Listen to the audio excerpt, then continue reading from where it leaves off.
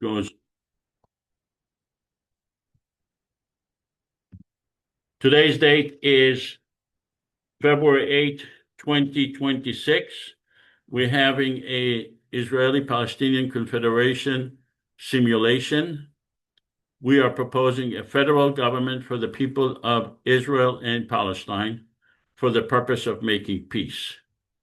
The 140 years of violence that is going on in the area of Israel, Palestine is a human creation. It's not a natural disaster. It was created by human, and it is still being implemented. I'm talking about the violence is implemented by humans, and it can be resolved. Peace could come by humans only. That's the only way that we could have peace is humans would create the peace. We are proposing a federal government for the people of Palestine and Israel together, based on democratic principles, based on the Constitution. You can read the Constitution at ipconfederation.org. It's here on the screen. It's in 3 languages: English, Arabic, and Hebrew. The Constitution is proposing a common government for the entire area that includes Gaza, the West Bank, and Israel, 15.5 million people, a government that would be traditional democracy with 3 branches, a legislative branch with 300 parliament members, an executive branch with president and vice president, 1 Palestinian, 1 Israeli, rotating after 2 years, and a judicial branch, judges, Palestinians and Israelis together in the judicial branch. You can read the entire Constitution at ipconfederation.org. You can also send me an email to josephavassar@gmail.com. Our guest today is Noga Kadman. Noga Kadman is an Israeli researcher and human rights activist currently based in Italy. Trained in psychology and peace studies, she has worked with leading human rights organizations, including B'Tselem, Gisha, Zochot, and Kav La'Oved.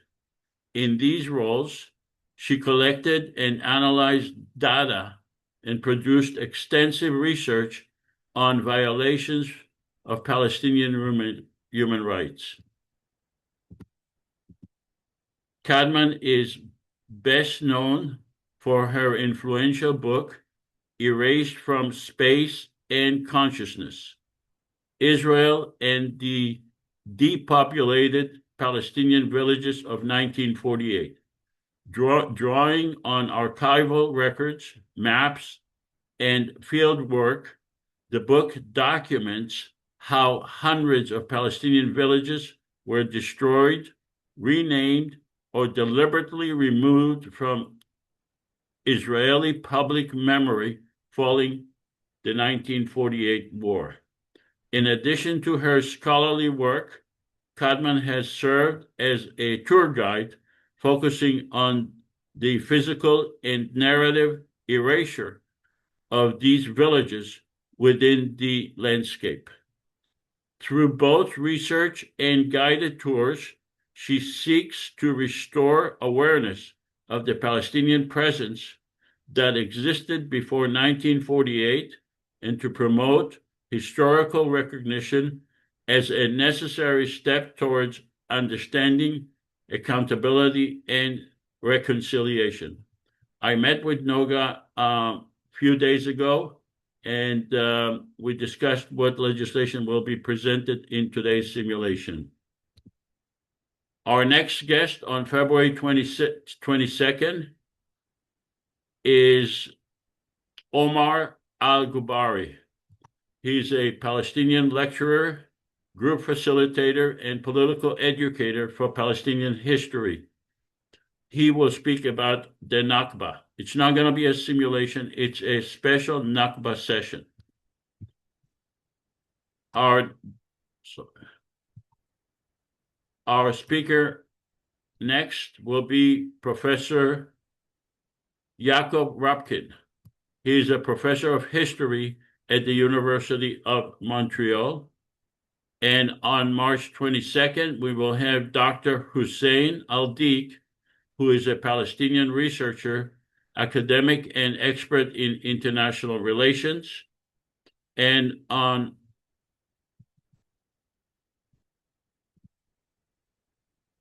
April 12th, we will have another meeting simulation with Elijah Kallenberg and Jad Hashem of Atinda International. We had Elijah before. Jad, unfortunately, was not able to make it due to the extreme weather in Texas. But we're going to have them again, both at the same time. They are with Atinda International, uniting Jews, Arabs, and Israelis and Palestinians on college campuses for peace building. We are demonstrating how a federal government could thread the needle. That means it could pass legislation that would be acceptable to both the Palestinians and the Israeli public and the Palestinian and Israeli governments, and therefore they will not be able to veto legislation that would be acceptable and beneficial to both the Palestinian and Israeli people. We are asking you in this simulation, this is a simulation, it's not a lecture, to ask questions. Nasir will administer the question and will translate your comments into questions. This is a short video that explains our vision for a common federal government for the people of Israel and Palestine. This video lasts 2 minutes. The conflict between Israelis and Palestinians has endured for generations. And instead of time healing the wounds, it's only caused the anger to fester and the violence to grow. But what if there was a way to alleviate the tension? Something that may not outright solve every problem, but at least create a forum that encourages a peaceful compromise. Welcome to the Israeli Palestinian Confederation, a common third government between the Israeli and Palestinian citizens, specifically designed to foster peace, tolerance, and economic prosperity between the two nations. Here's how it works. First off, both Israel and Palestine will keep their respective governments. Israel's Knesset and the Palestinian National Authority will remain unchanged. The Israeli Palestinian Confederation, IPC, will be a third entity acting as a unifying agent between the two. The IPC will comprise 300 parliament members elected from 300 districts in Israel, the West Bank, and Gaza. Above them will preside a president and vice president, one Israeli and one Palestinian.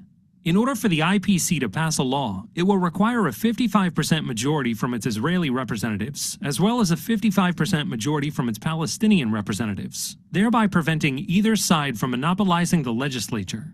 Of course, the IPC won't undermine the political power of either the Israeli or the Palestinian government. At any time, Israel or Palestine may veto a law passed by the IPC. If neither side vetoes, the law is passed. And the two nations are another step closer to resolution. Please help us make this a reality. The Israeli Palestinian Confederation. We might speak different languages, but we all mean the same thing. So we are simulating what was in this video. And before we start with the simulation, let's take a pre-simulation survey, which we will compare to a post-simulation survey. I'm asking you at this time to vote. Do you support a common federal government for the people of Israel and Palestine? If you support, please vote yes. If you do not support, vote no. If you don't know what it is, vote no, because you cannot support something that you do not know what it is. And we are actually conducting the simulation to show you what it is. So if you support it, vote yes. If you do not know what it is or do not support it, or know what it is and do not support it, vote no. Giving you 10 more seconds to vote.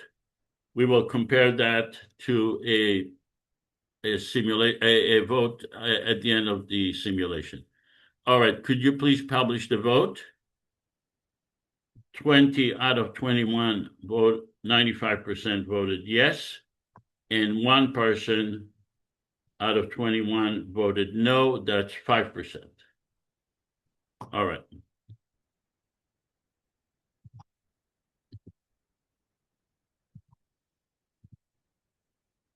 We use confederation and federation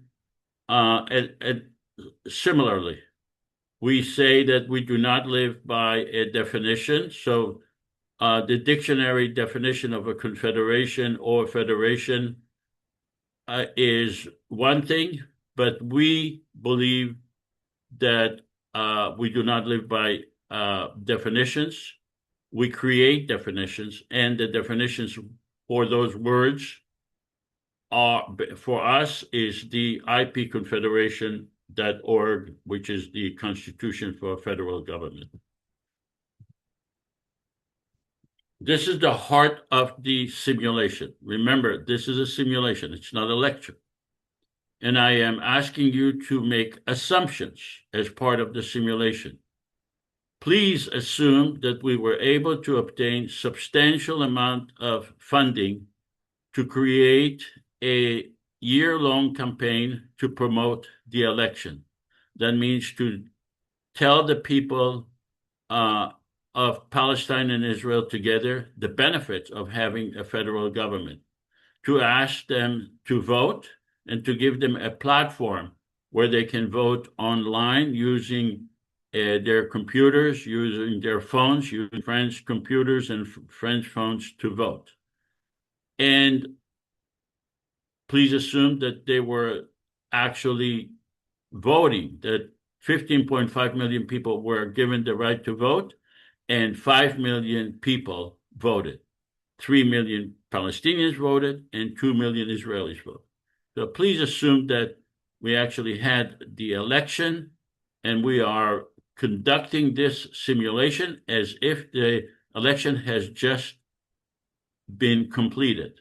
Please assume that me, Joseph, was elected as president. I am not under the Constitution eligible to be president, but it helps me conduct the simulation as if I was elected as president. Please assume that a Palestinian lady received 1.5 million votes, and she will be president in 2 years. I will become vice president in 2 years. Also, please assume that 300 parliament members were elected in 300 districts. That means 300 districts in the area of Gaza, the West Bank, and Israel combined elected 300 parliament members. Each district encompasses approximately 52,000 people. So 52,000 people elect one parliament members, and the 15.5 million people elect, or the 5 million that actually voted, elected 300 parliament members.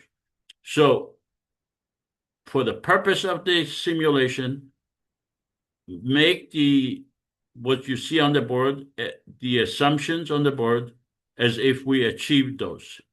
And my question to you before I go to Noga is, do you have any questions regarding these assumptions?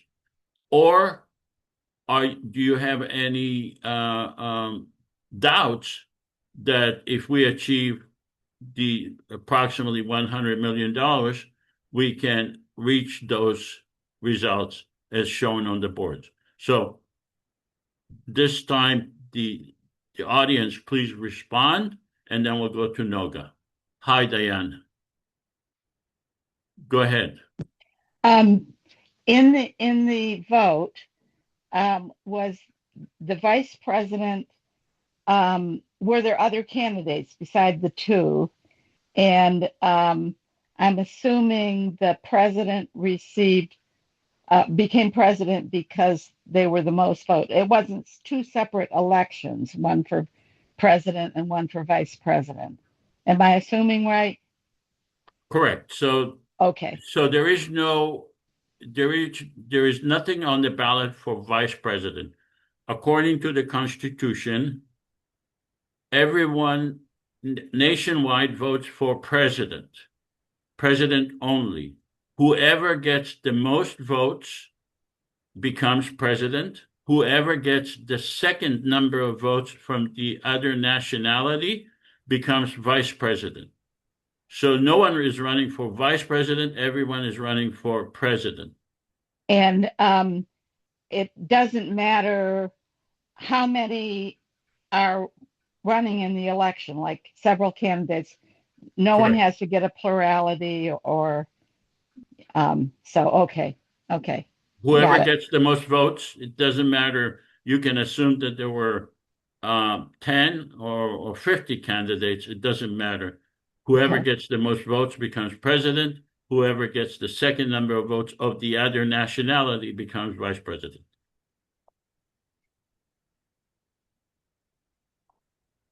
Any other questions? All right. Hearing no other questions, let's go to Noga. Noga, do you have any questions or comments regarding these assumptions? Hi, I'm Noga. Thank you for inviting me.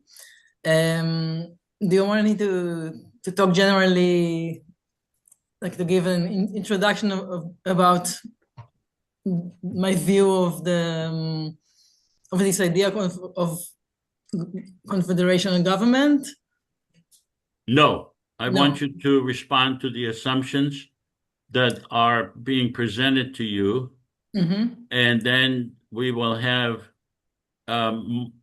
more developments as I showed you. And then at the end of the session, we will have a question and answer session in which time you can present your work and your views. Whatever you want to say is fine, but this is Just a question here about the people who voted. Why does it say 3 million Palestinians and 2 million Israelis? that's the assumption. It's But an more arbitrary Palestinian will vote? assumption. It's not scientific. It's an arbitrary Yeah, no, just assumption. the assumption is that more Palestinians will vote. Yes. Just that we've done so many of the simulations, and I personally met with so many Palestinians and Israelis, and I got the impression that the Palestinians are a lot more supportive of this idea than Israelis. And based on that, those meetings, we created that assumption that more Palestinians will be voting than Israelis. Makes sense. Do you think those assumptions are achievable? Could those assumptions become a reality if we are able to meet the criteria of that is presented to you on the board? In other words, that we will have the funding, that we will give the whole area the right to vote, that we create 300 parliament members, and that the election will take 3 months, at least 3 months, until all the districts meet the threshold for electing a parliament member. Yeah, I think under this given circumstances, it is realistic if there is a campaign that is funded and that people will, both Israelis and Palestinians, will want to have their voice heard and want to affect the developing government and will want to vote. So yes, I think under this scenario it is sort of realistic. I see. Okay. Let's go to Shlomo. Shlomo, you have a question or a comment? Just a quick one. Gaza is gone, and Gaza is a death camp, belonging officially and formally to Donald Trump. What's your question? So I'm not sure it is updated here. That's all. Maybe you want to update it and take Gaza off the chart. No, does Gaza exist? There are 2.1 million Palestinians who live in Gaza. Why I don't agree that not anymore. No. You don't have 2.1 million. You have 1.5 million. This is the planning of Israel to push them into some small concentration camp. And the planning is for 1.5 million for very good reason, because Israel already killed at least 500,000. So the assumption is that the election was just completed, and there are 2.1 million people in Gaza. They don't live under good conditions, I agree, but they do exist. And I don't think that your characterization of them, that they are gone, is accurate. Gaza doesn't exist now I mean, there are no buildings there. They live in tent. This is the and you are not updated about the number of people that Israel killed, and it is 500,000. I mean, don't look at what was advertised here and published. Look at the real data. Okay, what in your estimate, what is the current population of Gaza? 1.5 at most. Okay, all right. Okay. But this is okay. This is okay. Let's continue. Any other question or comments regarding these assumptions? All right. So you have no other questions or comments? This is the area. Joseph, there's a question from Mohammed Al-Azizi. I don't know if you want to type your question or if you want to speak it, but you can unmute your mic. You can also have the option to raise your hand. Go ahead, Mohammed. Yeah, thank you so much for giving me the opportunity. My question about how we will bring back the trust between the Palestinian and the Israeli to go and support these suggestions. Actually, after what happened on 7th of October, and the comments that if Gaza will be like out of this calculation, I think that, and I believe that to include Gaza and to bring Gaza again to this stimulation is like a main factor to make it succeed. Thank you. I didn't understand your second And your comment. last sentence, you said is a what to succeed? I said to bring Gaza back and to be included, not to be like separated or like escaped from this one, is a main factor of success of this initiation. Yeah, but we include Gaza in this simulation. Yeah, but it's just like a comment of my colleagues when he said that Gaza is gone. I think Gaza is not gone. Yeah, I think his intention is not that it's gone and disappeared, but that it's the damage. Yeah. And here's the thing: this simulation is whether or not there's war or whether or not there's not or civil unrest or whatever. This is this is a simulation. So it is a simulation considering what we want to achieve, not necessarily what unfortunately we have today. Yeah, but also we should like also deal with the factors today. And as also one who live in Gaza, I think that before like looking for the fund or talking about the fund, we should like looking for about Mohammed, let us proceed with the simulation. You're going to see how this works, and then afterwards we're going to have open discussion. But right now, let's focus on the simulation, and you're going to see some of the laws that are going to be presented, and you can see how it works. And then these comments we can bring them later. Okay. I agree with you, Mohammed. This is not a your first comment was about how do we bring back the trust. There was never a trust.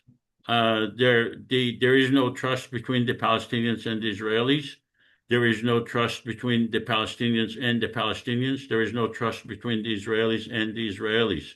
This is a system of transparency based on a constitution, a system by which both sides see what's happening and are having equal power to vote, based on transparency, based on a constitution, not based on trust.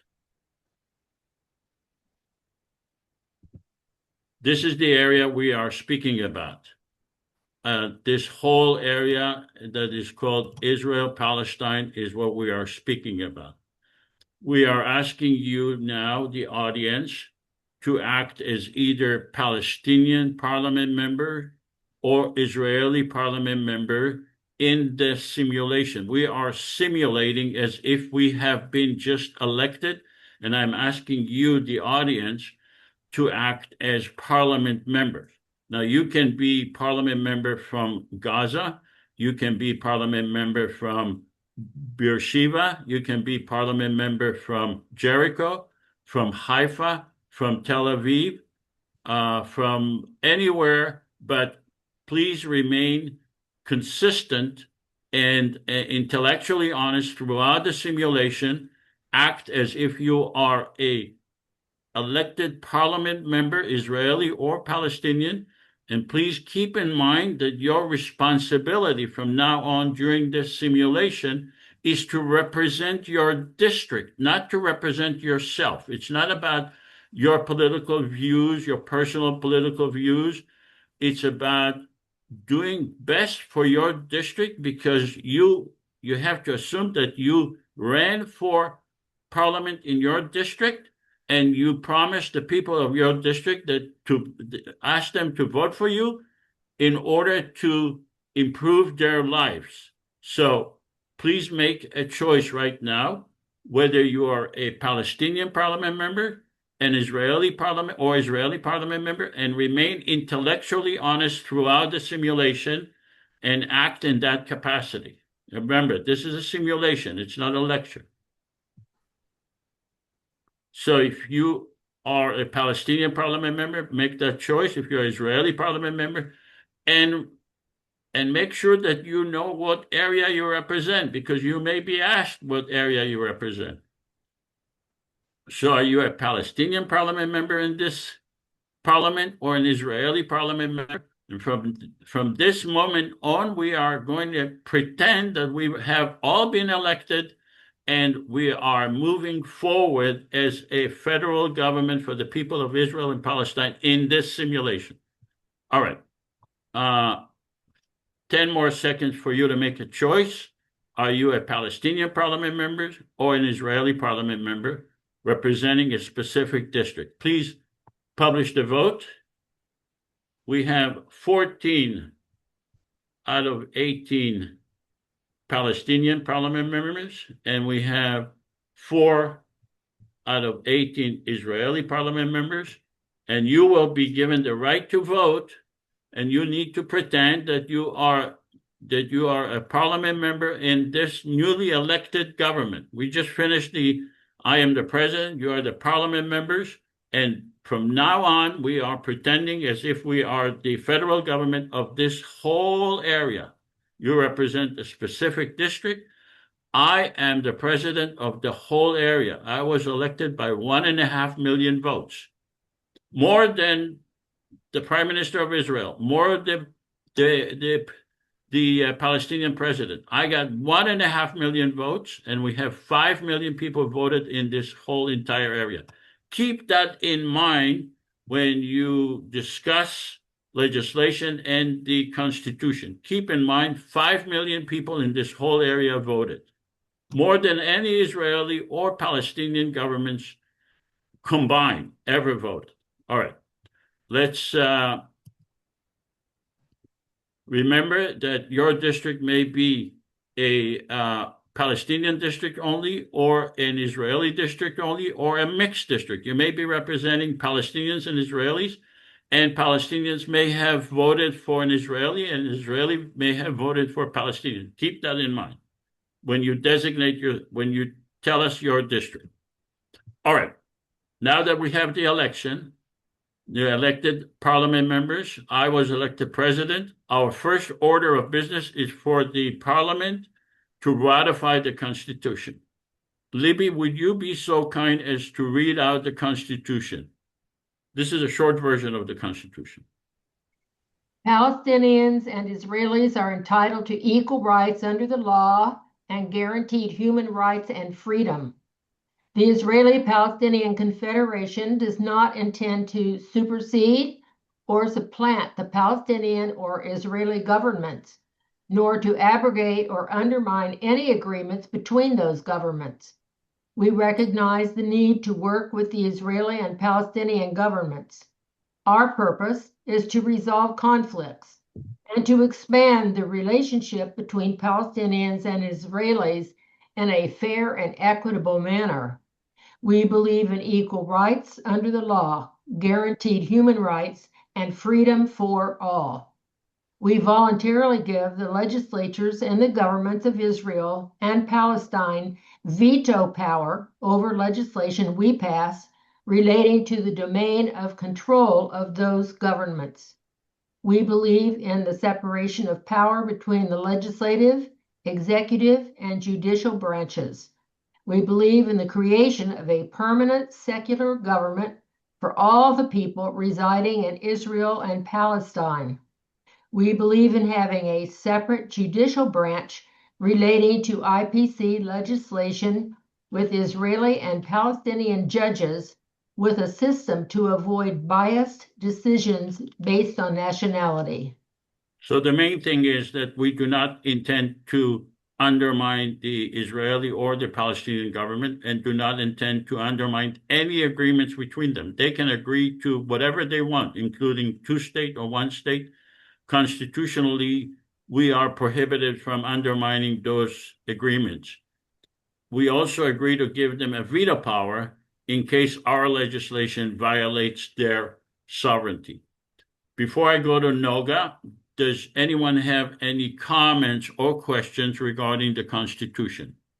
And then we will ratify it. Hi, Diane, go ahead. Yes, you say equal rights, but is there also equal protection? And how does that work in terms of even settlers interrupting the vote? And so is equal protection part of that? And how is that going to be figured out? Well, equal rights means equal protection. Equal rights. Okay. All right. Equal rights and equal. Okay. Yeah. So are you a parliament member? I am. What area do you represent? I'm trying to figure out. I'm a visitor on this side, and I'm not even Israeli or Palestinian, but so I decided that I am from Hebron. You're from Hebron. I'm from Hebron. Are you a Palestinian or an Israeli parliament member? A Palestinian. Okay. So what I suggest you do, since you're a parliament member in our parliament, is that you draft legislation to protect the people in Hebron that you feel is a good legislation that will be acceptable by both the Palestinian and the Israeli parliament members in order to protect the Palestinians near Hebron where you are suffering from violence. We are proposing a system of government. We do not have the answers to everything. So, Diane, this is your job now, is to draft legislation that will be acceptable to both sides. Any other questions regarding the Constitution? All right. Hearing no questions or comments, let's go to our guest, Noga. Do you have any comments or questions regarding the Constitution? Yes. The main problem, as I see it, and it's always been the problem, but it's just escalating with time, is that Israel took control over all the land of Palestine, Israel, in fact, and does not acknowledge the rights of Palestinians, national rights or individual rights of Palestinians, and opposed to dividing the country, and have the national rights of Palestinians. What are your comments regarding the Constitution itself that is being presented to you? We are not an Israeli government. We're not proposing. Yes, but my concern is that this spirit that I mentioned is now the main prevalent spirit in Israel of not acknowledging Palestinian connection and rights to the land, and even not seeing them as human beings who deserve individual rights. So yeah, we understand that. That's why we created a separate government with 5 million people voting. What we believe that 5 million are the only reasonable people in Israel Palestine, and we want to make peace in order to remove the supremacy of Israel over the area, and to make sure that everyone lives as equal. Yeah, I agree to that. But do you have any disagreement with the Constitution? No, my concern is are there enough Israelis who truly agree to the principles of the Constitution and will be candidates that genuinely support these ideas and have people support them, or just use this platform of confederation government to further achieve the goals of the current Israeli government? When I asked you about whether it's realistic to have 5 million people vote with the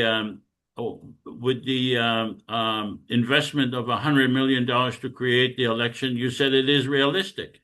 Yes, I agree that people will vote, but my concern is that they will use this mechanism to further continue Jewish supremacy through this mechanism too, because how would they use this, our federal government, when we have Palestinians and Israelis as equal? How will they use that as a mechanism to further their supremacy? We need to have 55% of the Palestinian and 55% of the Israeli parliament members agree. And pretty soon I'm going to be asking all the parliament members to ratify the Constitution. Well, in fact, let's do that right now. Palestinian parliament members, please ratify the Constitution. You have to ratify the Constitution, otherwise you are expelled from the parliament. You promised to, when you ran, you promised to accept the Constitution. The Constitution was well known to you. So if you do not accept the Constitution, you are expelled from the government, from the parliament, not from the country, from the parliament. All right. Let's publish the vote. 91% voted to ratify the Constitution. 91% of the one Palestinian parliament members who was elected is not willing to ratify the Constitution. That parliament member is expelled from the parliament and he or she will not be able to vote in our legislation, because he's not willing to accept the ground rules of the Constitution. This is the basis upon which we Palestinians and Israelis are willing to work together. So the person who voted no is expelled from the parliament. Let's go to the Israeli parliament members. Please vote on the parliament, on the Constitution. Do you ratify the Constitution, Israeli parliament members? Dan, for some reason, I don't see the vote. Oh, there it is. Okay. Israeli parliament members, please ratify the Constitution. Publish the vote. All Israeli parliament members voted yes. So congratulations. This Constitution has been ratified. All parliament members have accepted, with the exception of that one person who will be replaced by another person who received the second number of votes in his district. Noga, do you have any comments right now that you know? What happened if later on member of the parliament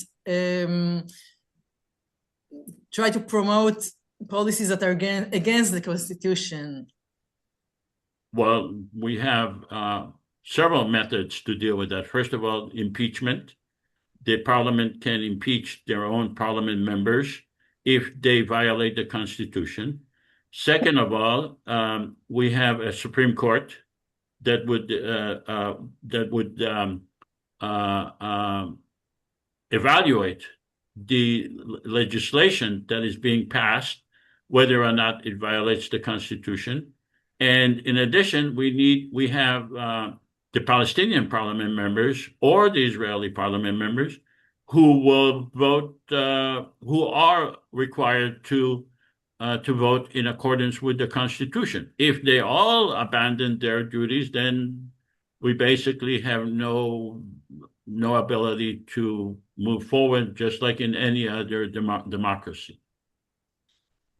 And another concern is about the veto possibility.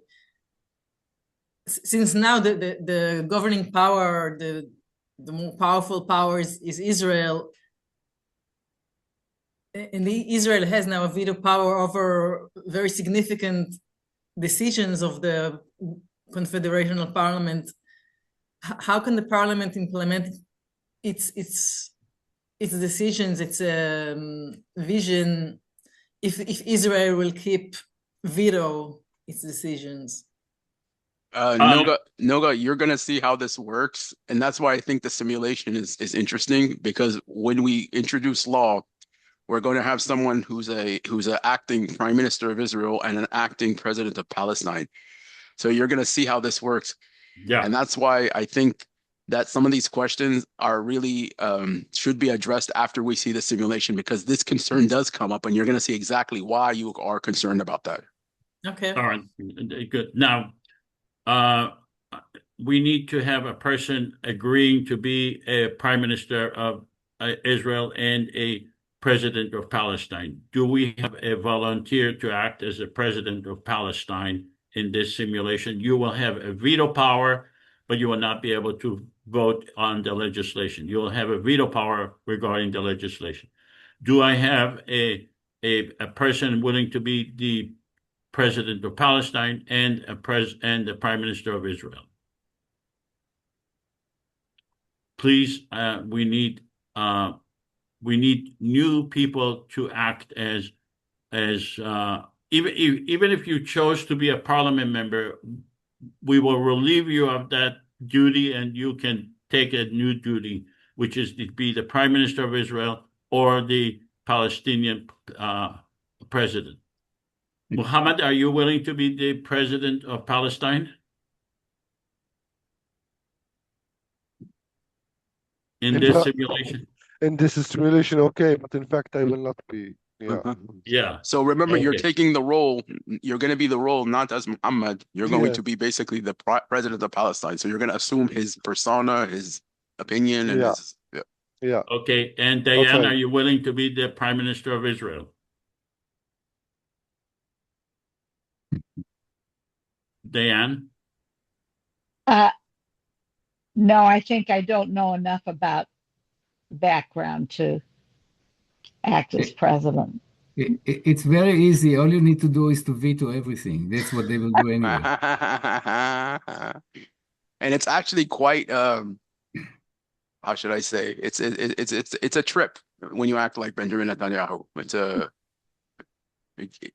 It's like taking a drug. Well, I'm so Okay. I've Okay, been a Diane. Palestinian. Yeah. We agree you will be the prime minister of Israel. She's I a will parliament be. member already. I'm a parliament member of. Yeah. So From Palestine. we changed your role. You are not a parliament member any longer. You are the prime minister of Israel. She represents Palestine. You cannot vote. Are you feeling comfortable with that? Okay. So you cannot vote for legislation, but you can veto legislation whenever we give you the veto power. Okay? Okay. All right. Thank you. All right. So now we have a constitution. We have parliament members. We have president. Don't you think it's do you feel, Diane, that you have like the ability to represent what like the current prime minister would do, what he would say, how he would react? Because I think it's important in this simulation to have people that would be able to give a natural reaction to I I would rather someone else take that. Like someone like Yeah. Shlomo, maybe. No, Shlomo is a terrible prime minister of Israel. Yeah. Let's go I'm to just saying. Walter. I'm just saying it's it'll give Walter, are you willing to be the prime No. minister of Israel? No. Okay. We need Okay, I'll someone. do it. Yeah. Joseph, I'll do it. Who is that? Libby. Oh, Libby. Terrific. Okay. So I'm Okay. back to being a Palestinian Yes, you are parliamentarian. Okay. back of being okay. I just wanted to respond to what Noga said, that Israel is the most powerful government. I agree with you. Israel has the most powerful economy, most powerful army in the area. I'm speaking about this after the assumptions have been met. But now we are the most powerful government because we are the only government that has legitimacy from this entire area. The government of Israel is not being elected by the Palestinians in the West Bank or Gaza. They don't have 5 million votes. We have the 5 million votes. We are the only legitimate government in this whole area. True, the Israeli government has the military and has the economy, but they do not have the legitimacy of Israel Palestine. I am the only president of this whole area who has legitimacy from the entire area. I received 1.5 million votes. And you acknowledged that this is realistic. So let's go on with that realism and continue to have this simulation, accepting that 5 million people have voted and acknowledge my political power as the president who received 1.5 million votes. Please do not discount this political power that was given to me by the people of Israel Palestine. Never in the history of humanity has that been done. Okay, so this occasion now undermines the existing governments of Israel and Palestine to use fear, mostly of Israel, to use fear and hate to justify their actions, removes the collective stigma that we, the people of Israel and Palestine, are incapable of creating a true democracy and that we are forever enemies of each other. It gives me, the president, huge political capital. I'm speaking about the votes that I received, the votes that you received, the 5 million votes that you received. It gives us huge political power, capital to spend all over the world and demand countries from all over the world to support us. Demand it because they have been supporting violence for so many years. Now we are demanding that they will support peace, that they will support our legislation for peace. All right. Going to the first order of business, and that's granting a veto power to the separate governments. Libby, would you be so kind as to read this legislation? All right. The Confederation is the government of the entire population of Israel and Palestine from the river to the sea. We recognize the Palestinian and Israeli governments and are seeking their cooperation to implement our vision for peace by giving them a veto. We will do our utmost to satisfy the essential needs of each government. We are pleading with the Palestinian and Israeli public to understand that while we would like to pass the best legislation possible to improve their lives, under these constraints, a perfect legislation is not possible. We hereby bestow a veto power relating to legislation affecting sovereignty to the following: the government of Israel on issues in which it is indispensable, the Palestinian government on issues in which it is indispensable. In the event of changes in the entirety of the Israeli or Palestinian governments, This legislation may be amended or repealed subject to the IPC Constitution. The Parliament will decide on indispensability. Vetoes may be bestowed individually or collectively. So we are the only legitimate government in Israel, Palestine. Keep that in mind. And we decide who to give a veto power to, what governments. We don't have to give both of them at the same time. It's up to us to decide who to give the veto power to and why. So, example, if we pass legislation regarding the use of land or to use police force or removal of the wall, the Israeli and the Palestinian governments are indispensable. They get a veto power. But if we pass legislation relating to how we spend our money and or how we ratify the Constitution or appointing judges or ministers, they don't get a veto power.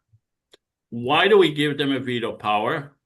Because when we give a veto power, we create a safety net to the people of Palestine and Israel who have trust in their own government. They don't necessarily trust the federal government, but since they know that their own government will have a veto power, then they are more likely to cooperate with us.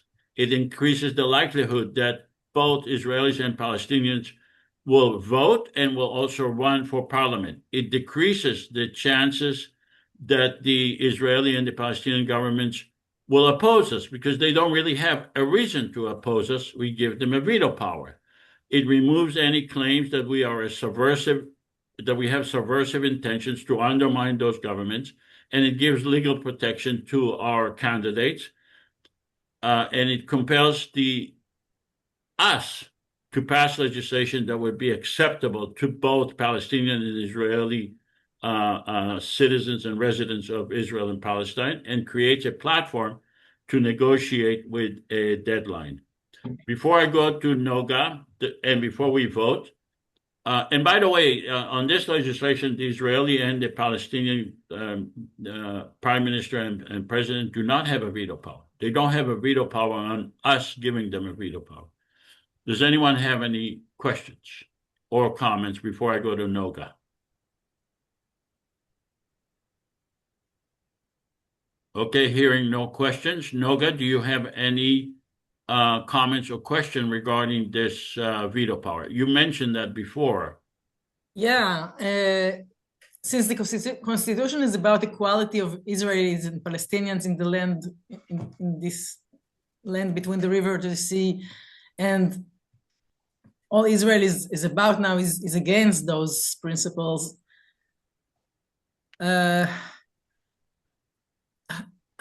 What is the scenario that enables, you said, I can see it in the stimulation, but still to know in principle, if the Israeli government is going to veto any decisions of the parliament that try to promote equality and grant rights to Palestinians that Israel is at the moment inhibits, what will make Israel cooperate with this body that still, we can say it is the most legitimate body and that it represents the most people, but still Israel has the power to break the wall, not break the wall, to grant Palestinians freedom of movement, etc.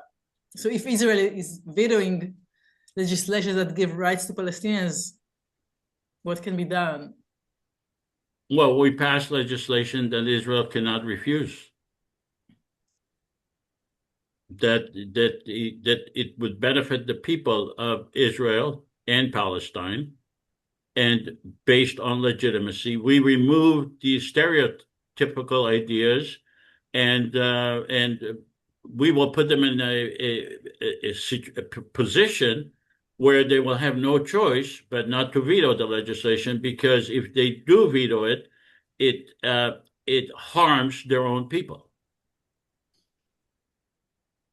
In my view and in your view, but in their view, giving rights to Palestinians, this is the thing that harms their people. Okay, you are ignoring the fact that 5 million people have voted. You are ignoring the new reality. The new reality on the ground is that the federal government has been created. It's not a situation before where it was only Israeli and Palestinian governments going at each other. We have a new reality now. Okay? The new reality is that 5 million people have voted. The new reality is that we have 300 parliament members elected, and we have a president and vice president. We have a constitution. So you can't judge the new reality based on the old reality. Right. All right? Mm-hmm. Let's have make a comment? Sorry? Hello. Could I make a comment? Yeah, sure. Peter. I think in responding to that comment, I think in a sense, the Israeli government has always been able to say there is no alternative, and we are an alternative. Mm-hmm. We are the alternative, and yeah, we're exactly. not, in a way, we're not threatening because we're saying you can go against anything we pass, but we, as a sort of government, we're a government of the willing. You know, we're willing to be here, and the people who voted for us are willing for us to be here. And I think, but we're not intrinsically threatening. They can always, either side can always say, no, I'm sorry, that's too far. But that will reflect on them because they can't say there is no alternative. Because I mean, I suppose we're trying to, through practice, win over the pessimistic middle ground that kind of thinks there's no alternative to this by showing, well, there is an alternative, and we're trying. Diane? This is just another question about the vote itself. Palestinians who are living in Israel, do they vote with the Palestinian government or with the Israeli government? If they are citizens of Israel, they can vote for the Israeli government. If they are Palestinian government citizens, they can vote for the Palestinian government. But we are a federal government. We don't have. We are one common government for the whole area.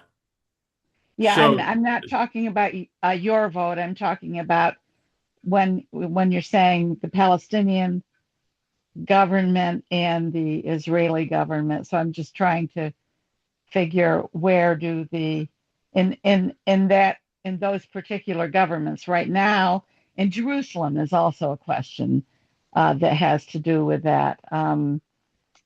So that's just a Diane, question. our concern is not how to implement the election for the Israeli government or the Palestinian government. Okay?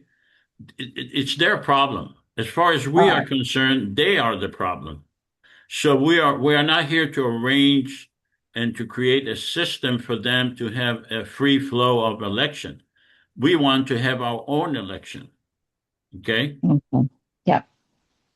All right. Let's have the Palestinian parliament members please vote on this granting the veto power. Do you support this legislation of granting a veto power or giving a veto power to the Israeli and the Palestinian governments? Palestinian parliament members, please vote on this legislation. I am no longer a Palestinian. You are no longer a Palestinian or Israeli parliament. You are the Prime Minister of Israel, and you do not get a veto power over this legislation. Right. All right. Publish the vote. 80% of the Palestinian parliament members. Remember, we need 55%. We got 80% of the Palestinian parliament members agreeing to give a veto power. Let's go to the Israeli parliament members.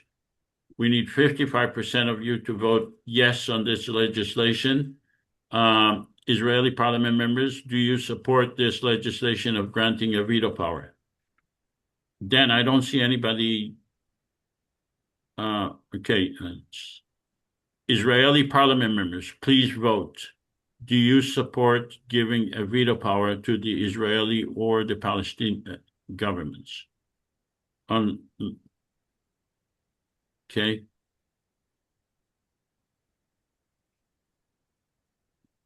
Okay, publish the vote. 75% of the Israeli parliament members voted yes on this legislation. And like I said, the government of Palestine and Israel do not get a veto power. Therefore, we are not going to go to them. But let's go to Noga and ask your comments before we go to the next legislation. No, I talked enough about the veto. I don't have anything Okay. to add. All right. So now we're going to the substantive current legislation regarding the future governance of Gaza. Libby, would you be so kind as to read this legislation? All right. The Gaza region, with a population of 2.1 million people, elected 41 members to parliament. So legislation. The destinies of the Israeli and Palestinian peoples are inseparably linked. The Israeli Palestinian Confederation provides a democratic vision for stability, prosperity, and peace. The IPC declares an immediate and unconditional ceasefire. We are demanding the Israeli and Palestinian governments to abide by the ceasefire agreements. The IPC shall launch a national reconstruction campaign to rebuild homes, roads, hospitals, civic institutions, and critical infrastructure, enabling the prompt return of displaced residents of Gaza to their communities. The IPC proclaims the restoration of law, order, and civil society as a national priority, recognizing that peace is impossible without justice and social stability. The IPC shall retain authority over the Gaza Strip until a new, freely and fairly elected Palestinian government assumes power in Gaza in accordance with the democratic principles. The Palestinian Authority and Hamas shall agree to hold an elections within a year for the creation of a Palestinian government. All legislative, executive, and judicial decisions related to Gaza shall be enacted by the IPC government pursuant to the IPC Constitution in cooperation with the government of the United States, all Arab states in the region, and the government of Israel and Palestine. The IPC calls upon the international community, including the governments of Israel and Palestine, to provide a $50 billion grant to fund this urgent reconstruction and reconciliation effort. And this is pursuant to Article 2, Section 21 of the IPC Constitution. The Israeli and the Palestinian governments are granted veto power over this act. Oh, okay, so just so that it's clear, Article 2, Section 21 provides the mechanism for the Israeli and the Palestinian governments to get a veto power if they exist. This legislation basically says, we will be the government of Gaza until the Palestinian create their own government in Gaza. And until that time, we are the only legitimate government. When they create their own government, we will work with them together in Gaza. We will both be the governments of Gaza. We will be the government of not only Gaza, but the entire area. They will be the government of the people, the Palestinian people in Gaza. And we would like to start accumulating $50 billion worldwide to spend on the reconstruction of Gaza. Before we go to Noga, does anyone have any questions regarding this? Shlomo, go ahead. Yeah, just to make sure on what planet we are talking about, because it's on planet Earth, everything here is imaginary. But on another planet, it might be. I don't know which planet. That's all I'm saying. It's planet Earth we're talking about.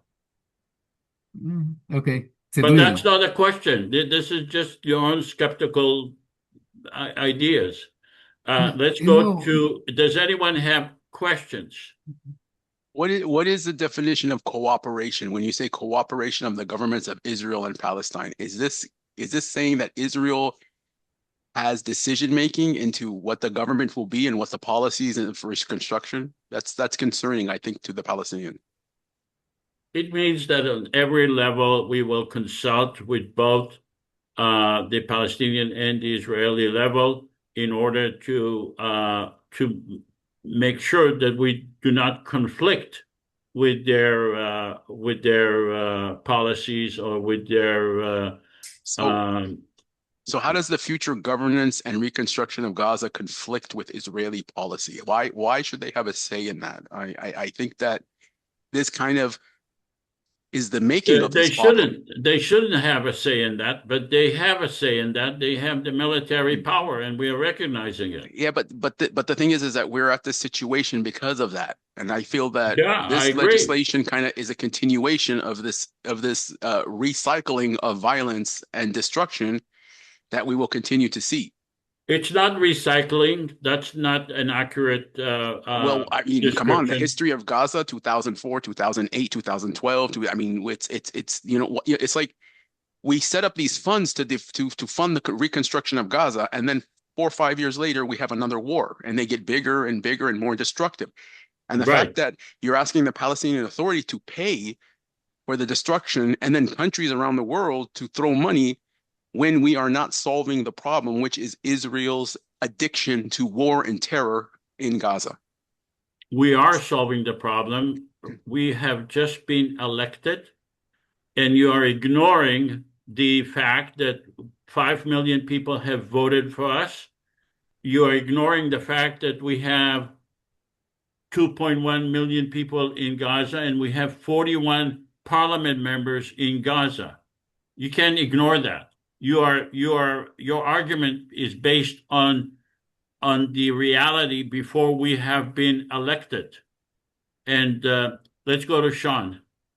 Joseph, when you mention people are the like you don't the Israeli and the Israeli and Palestinian government, but you said we are the people. We are here to make our own organization and make we are the government. We have been elected. Yes. Try to get used to it. We are the Of government course. of Israel and Palestine. I am the president.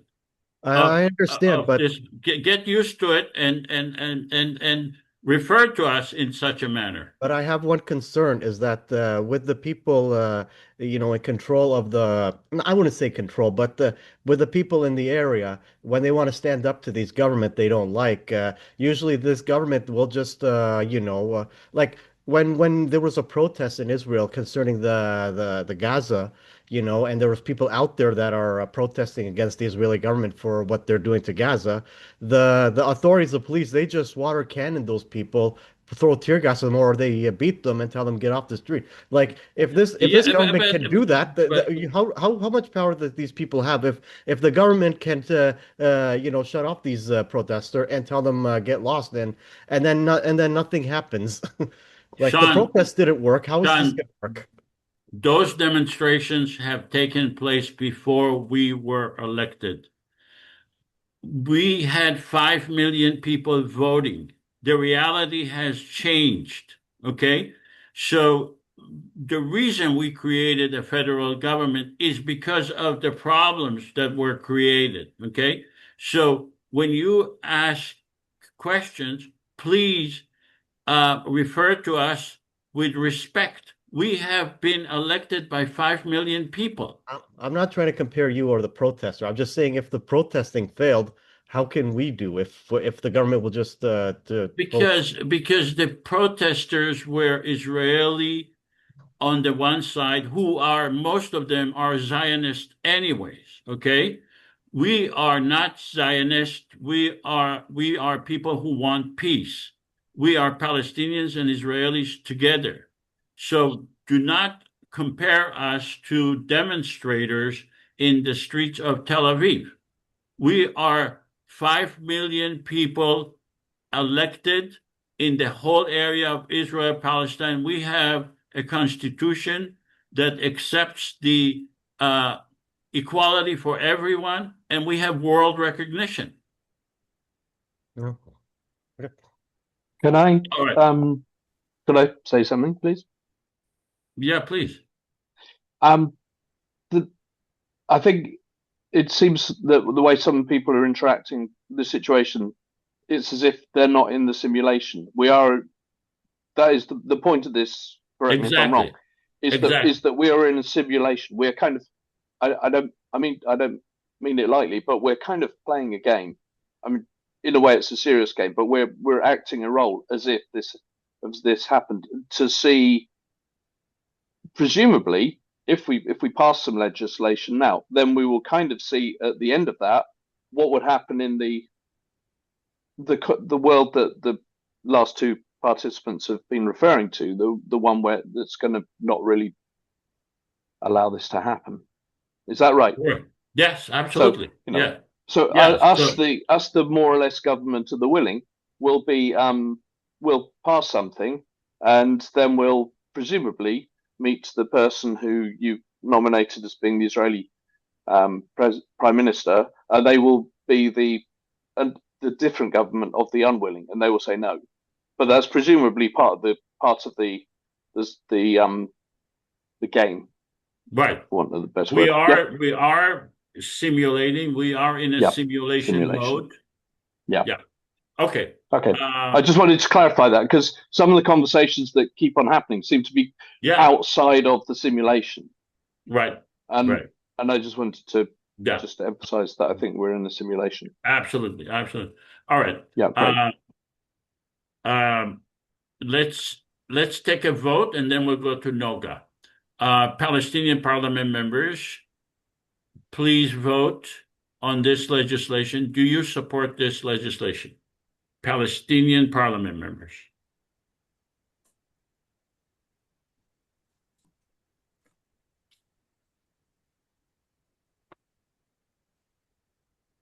By the way, we should let the Prime Minister of Israel and Palestine. Yeah, they have a veto power, but we first need to pass the legislation.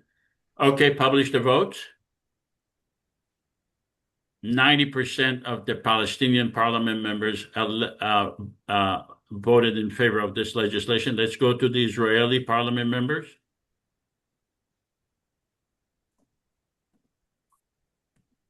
Israeli parliament members, please vote. Publish the votes. All of the Israeli parliament members agreed with this legislation. Let's go to the Palestinian president. Mr. President of Palestine, are you going to veto this legislation?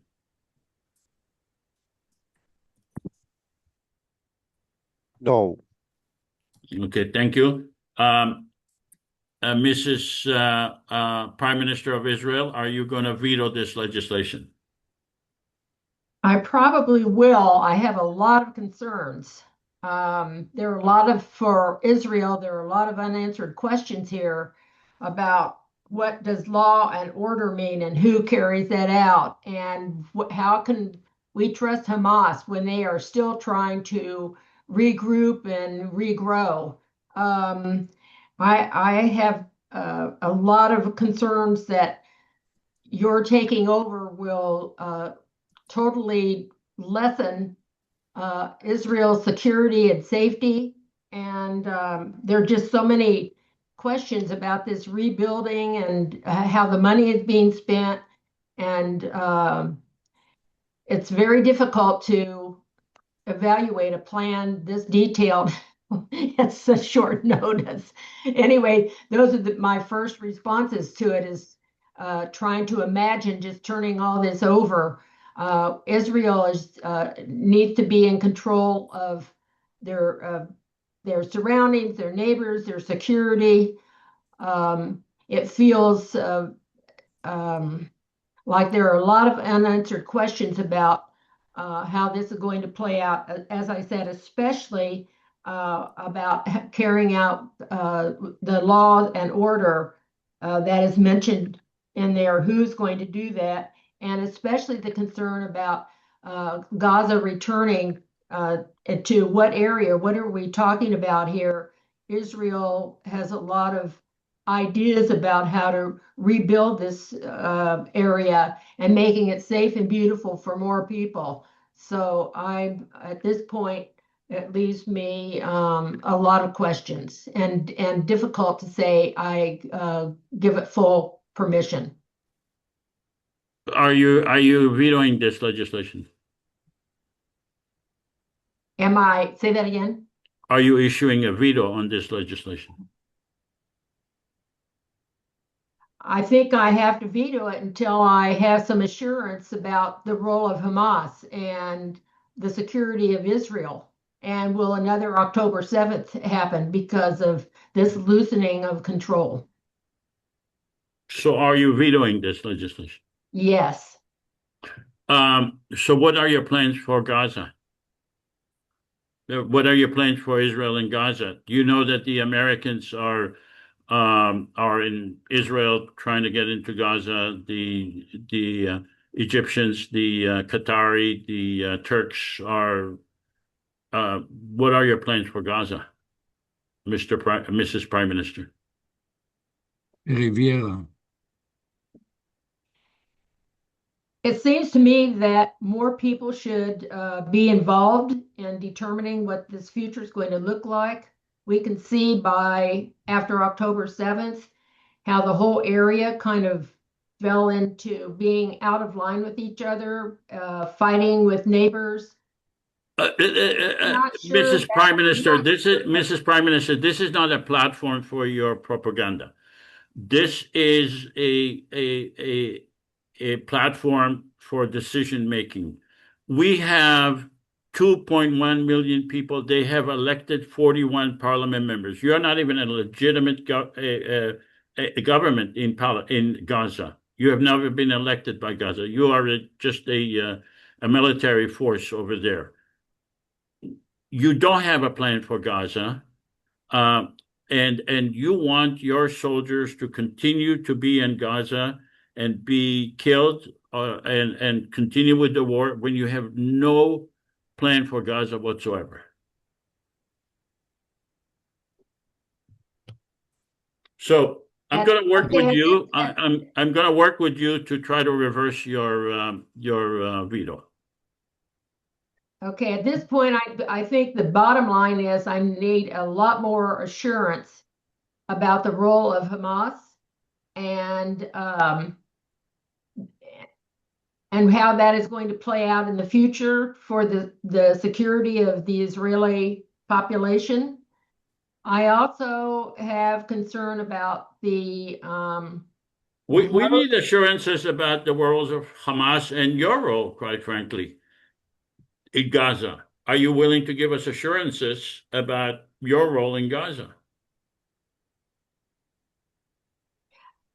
I am willing to participate heavily in making things develop in the right direction that fully include the people of Israel as well as our neighbors. What's wrong with our legislation as far as Israel is concerned?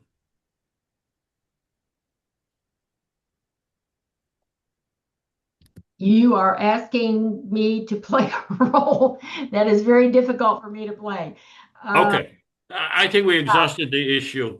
The idea is not to defeat the prime minister. The idea is to try to be as cooperative as and to demonstrate how this federal government will work. All right. Shlomo, can I say something? Just you ignore the reality. The reality right now is the Security Council of the United Nations gave Gaza to Trump. Trump owns it right now. And Trump has his own plan. It is not even in the hands of Israel. But Shlomo, the reality is that we are the legitimate government in Israel, Palestine. We have 41 parliament members. That's the reality. Okay. You are the one who is ignoring the simulation. You want to go back to what it was before we were elected. That's what I'm trying to demonstrate. That's what we're trying to demonstrate. All right, let's go No, on. I agree. No, I Okay. agree with you, but we need to. But you want to deal with reality somehow, right? So this is part of the new reality, whether we like it or not. I agree. We should be Yeah. the ones who Yeah, decide. we want But to deal with the real reality with our simulated reality, but not ignore our simulated reality, because that's the whole purpose, is to demonstrate that a federal government could make a difference. And if you do ignore the simulated reality, you're not being fair to us. You're being fair to no, the governments of Israel and Palestine without being fair to what we are doing in the simulation. no, all I'm suggesting is to add one more president, President Trump, and see what he's saying about all of this. But that's okay. We can continue. Don't Well, worry. you saw how hard it is to get someone to volunteer to be Prime Minister of Israel. All right, let's I go can to be the next Trump easy. legislation. Could I I can be add, Trump easy. could I add one more thing, Joseph? As the Prime Minister of Israel, I will not veto this if you can absolutely guarantee the lack of growth of Hamas and that Israel would be safe from further attacks like October 7th. Well, I cannot guarantee anything. We are not an insurance company. But what I can guarantee to you is that we have seen substantial movement towards democracy in Israel and Palestine together. And that's the best guarantee to move forward for peace. And quite frankly, it's the best way to make both your government, the Zionist government, and the Palestinian Hamas government as irrelevant as possible. That's what we are trying to make those governments, that especially your government, as irrelevant as possible, because you have not given peace to the people of Palestine and Israel. So we're not here siding with you as if you are the good guys. As far as we are concerned, you're the bad guys. Within the simulation, would the Israeli Prime Minister just be able to say, "I veto this," and you have don't try and I'm walking away. Not because the Prime Minister there seemed to be open to being persuaded, and she was prepared to make conditions. But I think an Israeli Prime Minister in that position might well say, "Well, I'm not going to have anything to do with this," partly because they recognise that if this project is successful, then it will marginalise me. And so in terms of my own survival as the Israeli Prime Minister, why should I agree to something that's going to marginalise me? It's not in my interest. Or but perhaps my this is for the people of Palestine and Israel, not not for the benefit of the Prime Minister. No, I know, but as the Prime Minister has the veto within the simulation, the Prime Minister could the Prime Minister not just say, "Look, I veto this, I veto your plan, and I'm not going to have anything to do with it. You're not going to persuade me. It's what you're saying is not in my perception, in the interests of my country." Right, and they'll have to bear the consequences of their veto.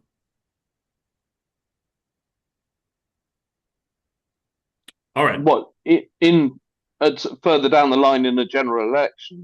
Maybe? In the general election, yes. Yeah. But yes. immediately, if the Prime Minister says the election is going to be this year.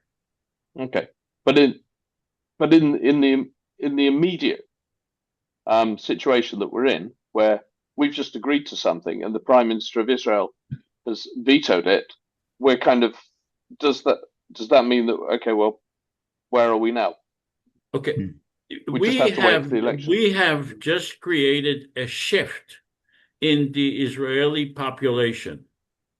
The Prime Minister is no longer the prime minister under the previous scenario of Palestinians versus. We have created a shift. 2 million Israelis have voted for the parliament. We have created a momentous shift in the Israeli and the Palestinian. Yeah, and I'm very proud to be part of this organization that is trying to make that shift real and lasting. Thank you, Peter. But I'm also let's go to Noga. Yep, sure.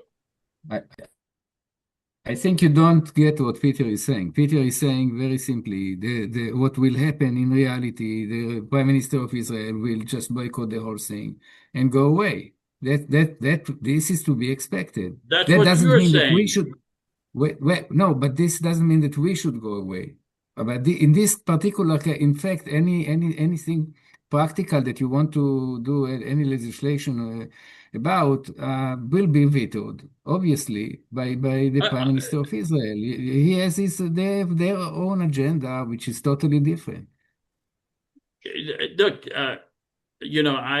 I usually compare, or sometimes I compare, the relationship between Palestinians and Israelis to a relationship between an abused wife and a husband. And the abused wife thinks that her entire reality is her relationship with her abused husband. And when someone says, wait a minute, that doesn't have to be your reality. We can create a different reality. She goes back to, well, what about my husband? He's going to do this, he's going to do that. She only believes in that reality that she's been used to for 20, 30 years. We can create a different reality. And it's very difficult for an abused wife to think that there could be another reality. Yeah. That's what I think many of you are expressing. No, we are maybe more realistic than you. What it is expected, and then the question: what do we do once this happens? Right? I mean, so that should be the conversation. Okay. All right, Noga, do you have any comments regarding? I suppose the drafting of this legislation is done in a way to make it more the most feasible that both sides will accept it. Even this way, probably the current Israeli government will not accept it. But of course, there are elements regarding the situation in Gaza that are lacking, because as we know, what happened in Gaza was not a natural disaster that now we need to reconstruct. That what happened in Gaza, this catastrophe was done by Israel and by Israelis, by Israeli society, including killing of 30 children every day for 2 years and starving the population and exposing them to the heat of the summer and the harsh winter. Yes. And destroying almost completely all areas of civil life in this entire area, not providing them any source of income, and blocking aid from outside and destroying all the health system and other aspects of that. And all that was done by Israel explicitly with the desire of causing ethnic cleansing or even genocide. And the entire society almost took part of it, either by accepting it, justifying it, participating in it, or just closing their eyes. Right. So in order to from that point to move on, it is not enough just to reconstruct the houses in Gaza. which of course is important. We need to address also the enormous trauma of the survivors of the Gaza genocide, that the entire fabric of their life was gone. It's just recreating the society from scratch. It's not enough just reconstruction of infrastructure, and also the Israeli society. This bill is not dealing with the Israeli society, but there's no word regarding accountability of Israel at all here, and I'm wondering where it is to take place. Israel here.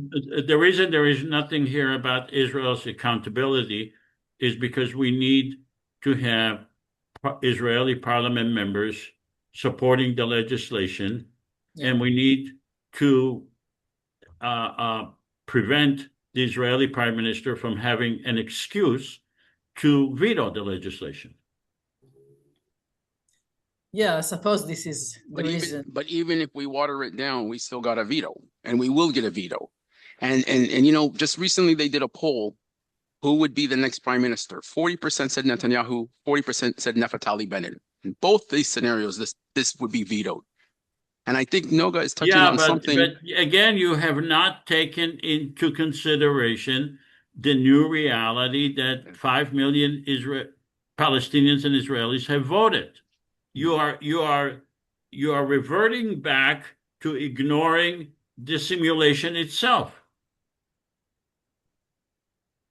You know, but I'm saying part of the simulation is the possibility that the Israeli government will veto the decision. This is part of a simulation. Right, but you can't say Israeli government is going to veto everything based on what you know the current reality of Israeli government versus the Palestinian government, and ignoring what is in this simulation itself, which you acknowledged is realistic to have to be created.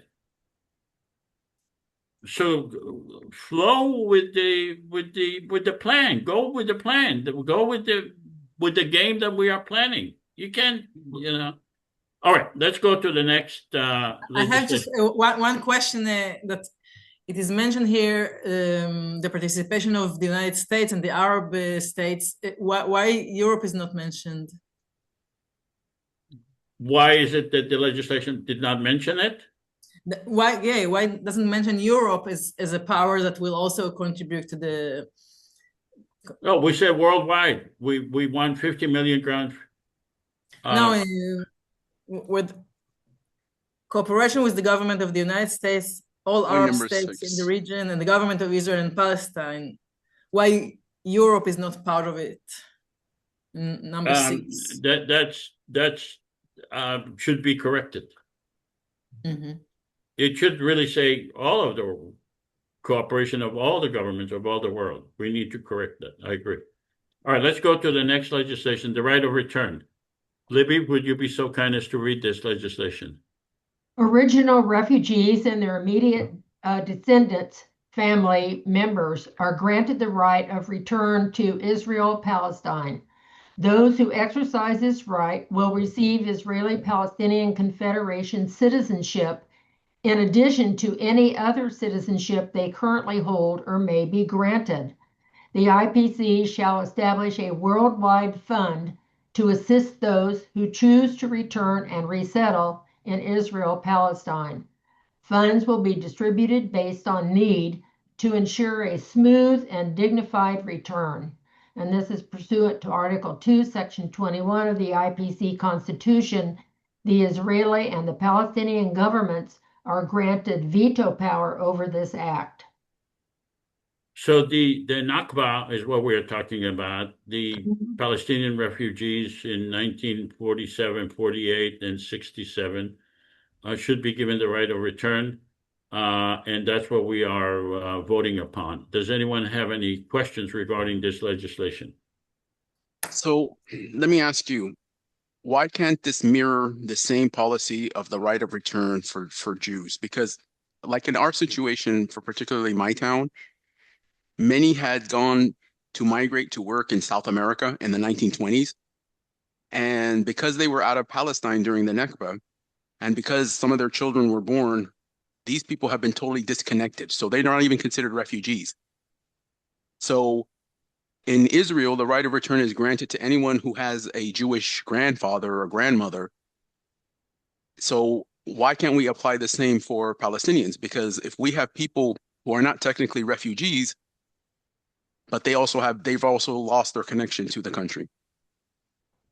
We are not a government based on religion. We are a government based on Why is that religious? Why is that religious? Telling that Palestinians should be giving the right to return. Well, you said mirroring the right of return for Jews. Well, what I'm saying is Israel has a policy. Right.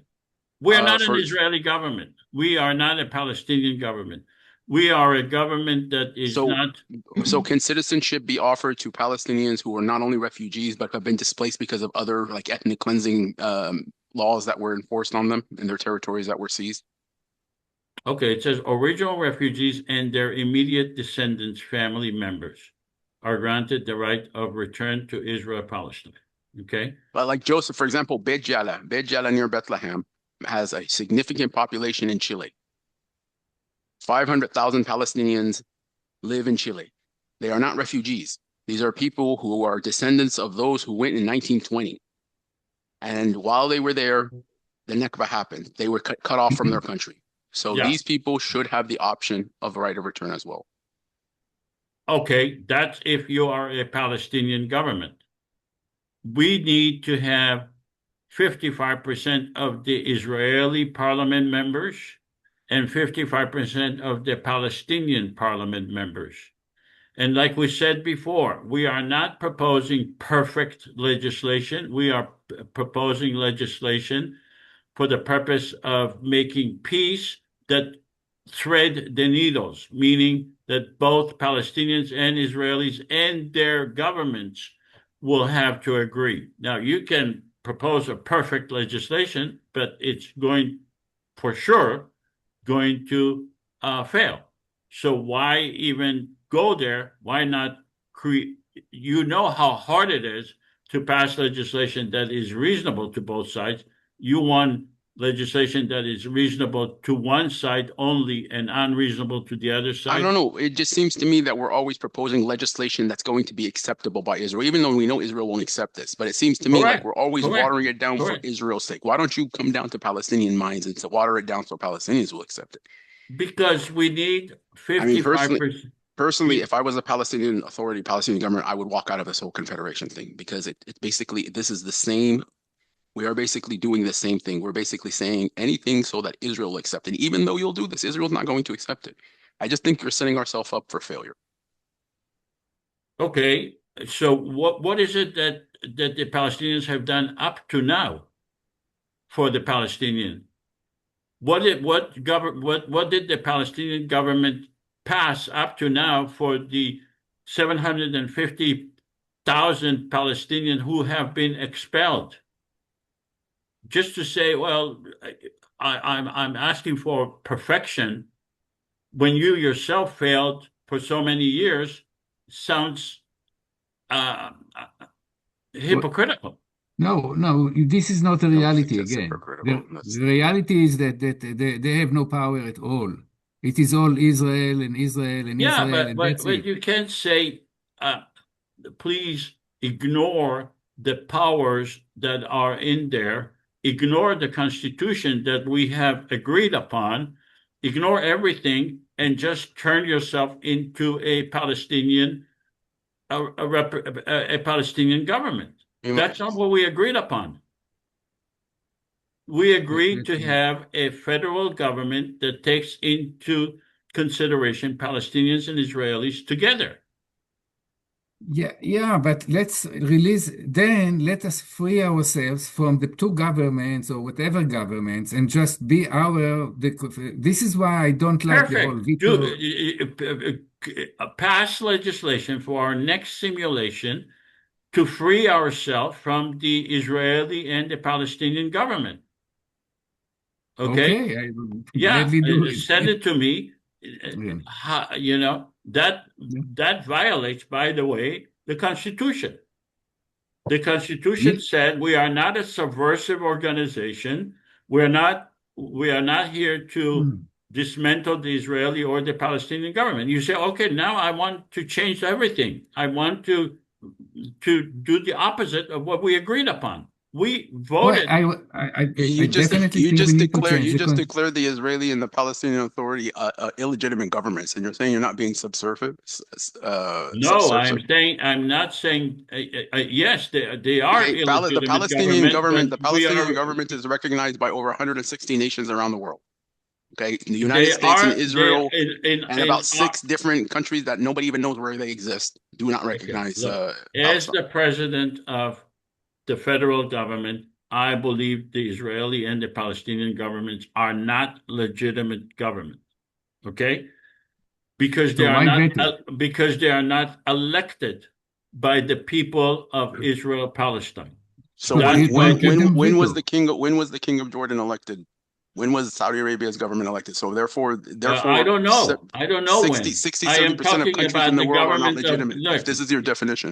I am talking about the government of Israel and Palestine as the president who have been elected, who have given the right to everyone to vote, and have been elected through legitimate election. I was elected, and therefore I consider myself as legitimate president. I also consider the parliament as legitimate parliament members because they have been elected. They have put themselves out to be elected, and they have been elected. The Israeli government has not been elected by the Palestinian, even though it controls the Palestinians.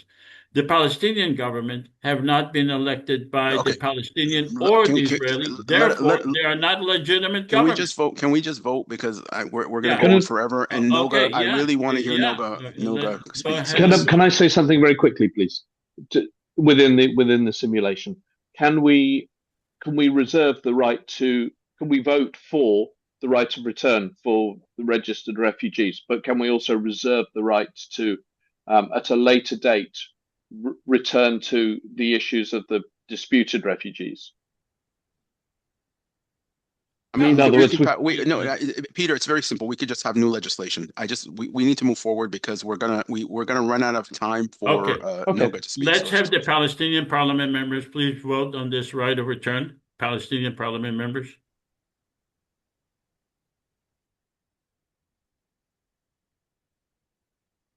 We need 55% of the Palestinian parliament members to vote on this right of return.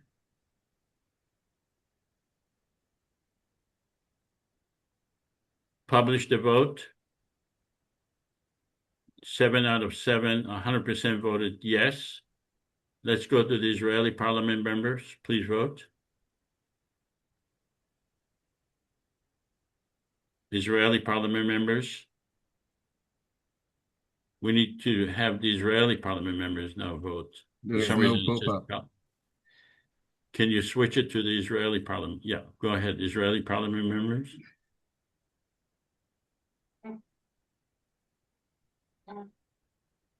Okay, publish the vote. 100% of the Israeli parliament members. Mr. President of Palestine, are you going to veto this legislation?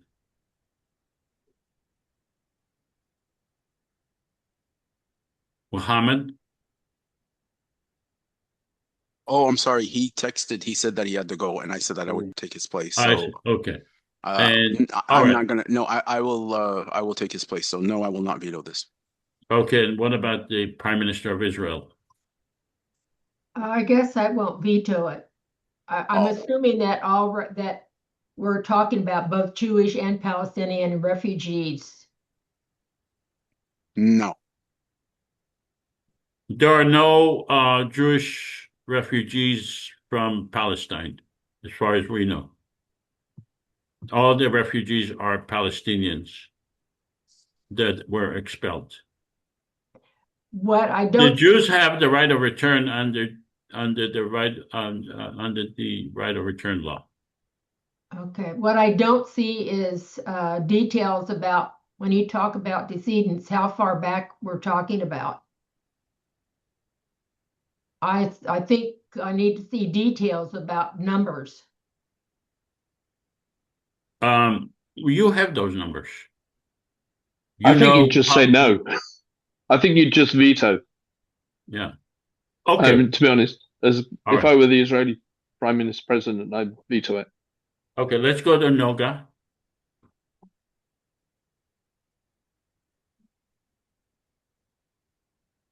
For some reason, the guests always choose now the most difficult issues. We demonstrated many, many times in the past that there are issues in which veto is not in the card for either the Israeli or the Palestinian. But when I meet with the guests, for some reason they want to talk about the right of return and and Gaza. But we have many, many issues that would be very difficult for the Israeli and the Palestinian governments to veto. Noga, do you have any comments? No, I'm sure this is maybe the most problematic issue to agree on between Israelis and Palestinians.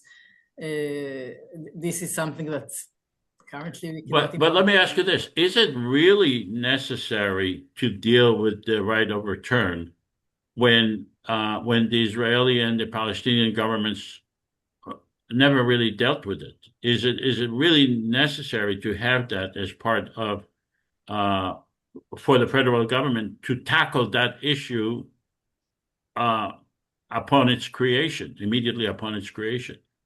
Does that make sense? I don't think it is the first thing the government need to do, especially given the emergency situation we are at the moment.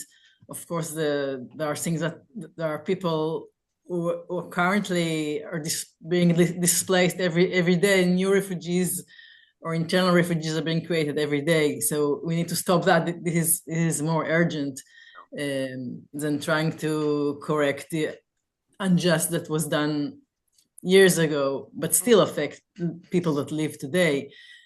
It needs to be handled at some point if we want to deal with the entire problematic. Yeah, right. But okay, sure, it's not also the best. It's also interesting that all our discussions that I've participated in the last, 2-3 years, seems to me that we're always like, I don't think we should underestimate what's going on in Gaza and stuff, but people like me who come from Jerusalem and West Bank, we have a crisis going on there. And I think that, when you look at what Area C in Jordan Valley, 90% of the Palestinians of Jordan Valley have been ethnically cleansed. We have about 20,000 that have been cleansed from Nur al-Shams in the north. Muzaffar Yatta is another area, and we have every day 3-4 attacks by settler terrorist groups. And I think that I'm not saying that we should not focus on Gaza, but the thing is that a lot of this that we present is focused, and the international community as well seems to be focused, and it's almost given Israel sort of a cover. Focus on Gaza while we do what we want to do, and we know that the West Bank is the real prize for Israel. They feel like this is what we want. This is where our goals are. Gaza, let the world be distracted with Gaza while we do what we have to do in the West Bank. I totally agree with you, Nasir. Can you create a legislation to focus on the West Bank? Sure. I was actually thinking about that. So. All right. Could I just add one thing to that, to say that right of return is one thing for people who fled and left the country. But I think if what I hear Nasser saying, we're talking about displaced people right now.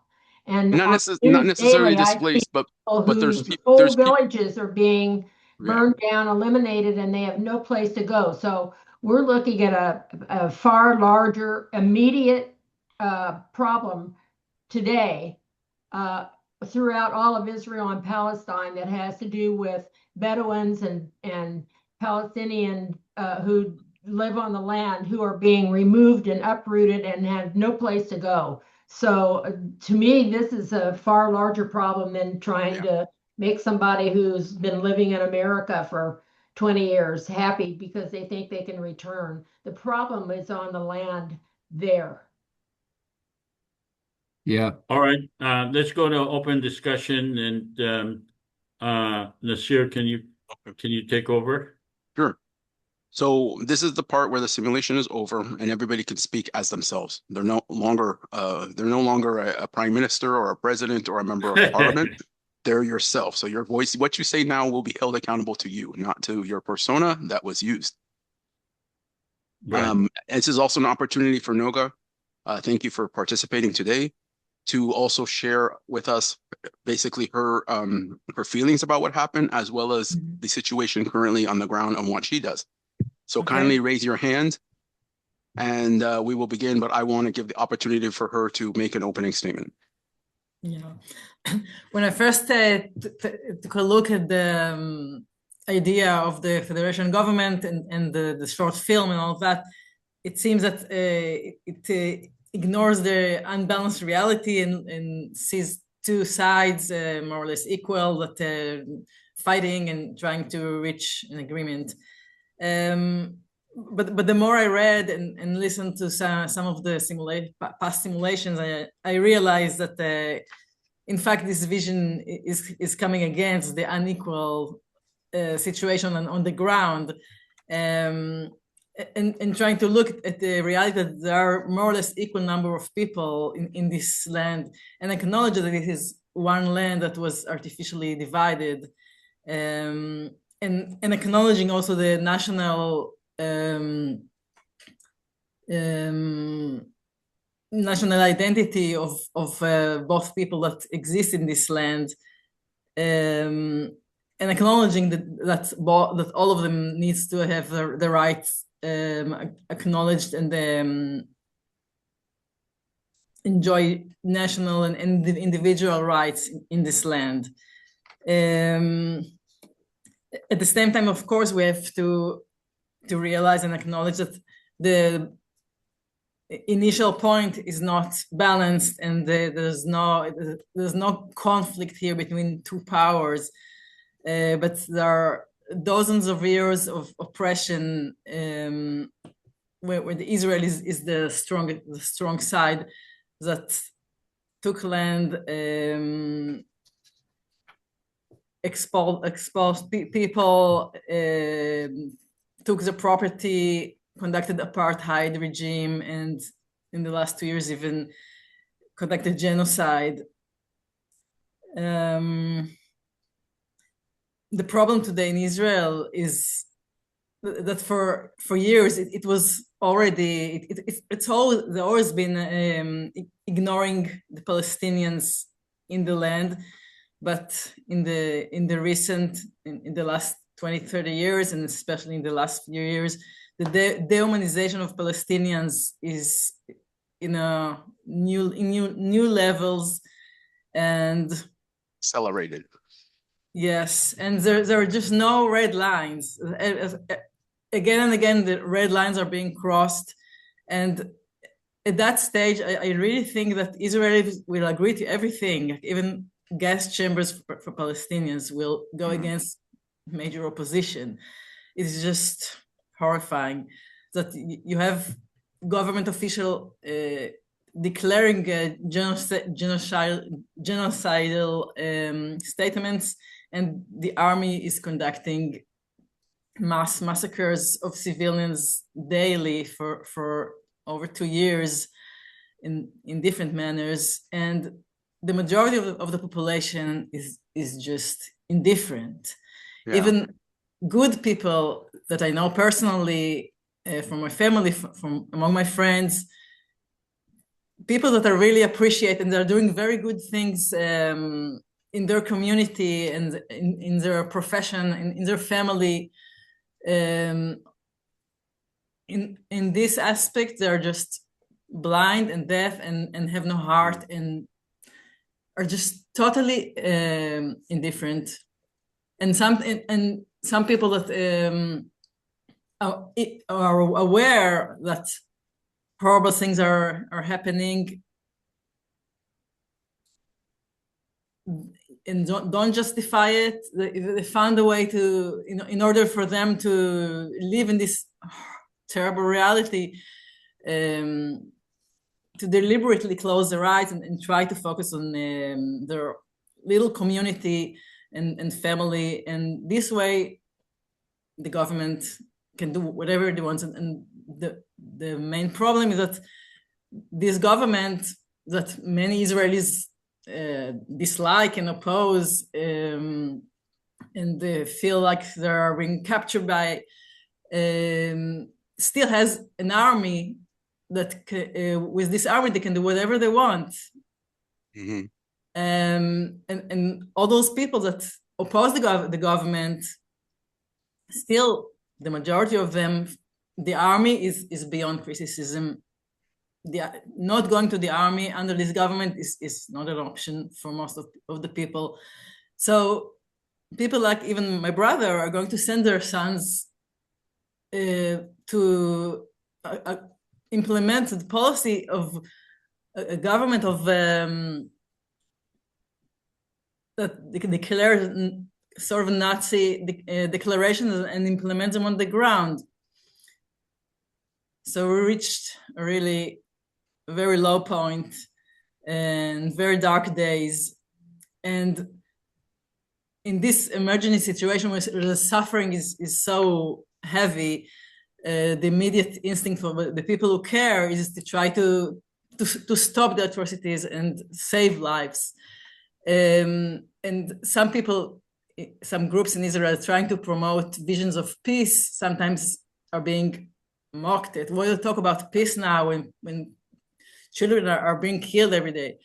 But I really appreciate and think it's very important to keep vision of where we're going to. I think one of the problems of this government in this situation that it killed any hope and any vision for something better than just having conflicts and being people killed and having no faith in anything. I think it is very important. I appreciate this effort for trying to create a mechanism for and to have a horizon of something better, of peaceful reality in the future. I think whenever we have talks here, it does give people, especially on the ground, a break away from the situation on the ground, because it brings together people who probably wouldn't meet on the street, who probably wouldn't have, discussions and things like that. And I guess that's the horizon that you speak about. I just find it interesting that when I was a child, people like Menachem Begin, what's his name? Oh my goodness, I can't forget the general. No, the general, Ariel Sharon, Menachem Begin. These were considered right-wing fanatics, crazies, but in today's Israel, they would actually be considered moderate, and I would say obviously almost like center-left compared to what we have today. And I think that Meir Kahane, he wishes that he was born 40 years later, because he would be perfect for today's society in Israel. His kind would be perfect. So yeah, crazy. So I'm gonna go, Shlomo, if you want to go, and then we'll move on to Samir after that. And anybody else, please raise your hand to get in the queue. Of course, I would like to hear more and more from Noga. But first of all, so very general question: what now that you step back and look at the deprivation and the low point where Israel is, does it reflect back to you on the Zionism as maybe a bad idea? Number one, and number two, what do you think about one state solution or no state solution is another solution for the situation with equal rights and everything? What are your thoughts now? So about Zionism, a long time ago, I realized things didn't go in the right way. I never thought that Zionism was to begin with just a colonial movement that was intending to grab lands from Palestinians and dispossess them, but that it was born out of a necessity of survival of real hardship of Jews in Europe. But yeah, now that we reach this point, and I don't think it necessarily has to go all the way to the current situation. I think there are many junctions on the way, and of course it has to take some price and have to cause some evil and distress to Palestinians.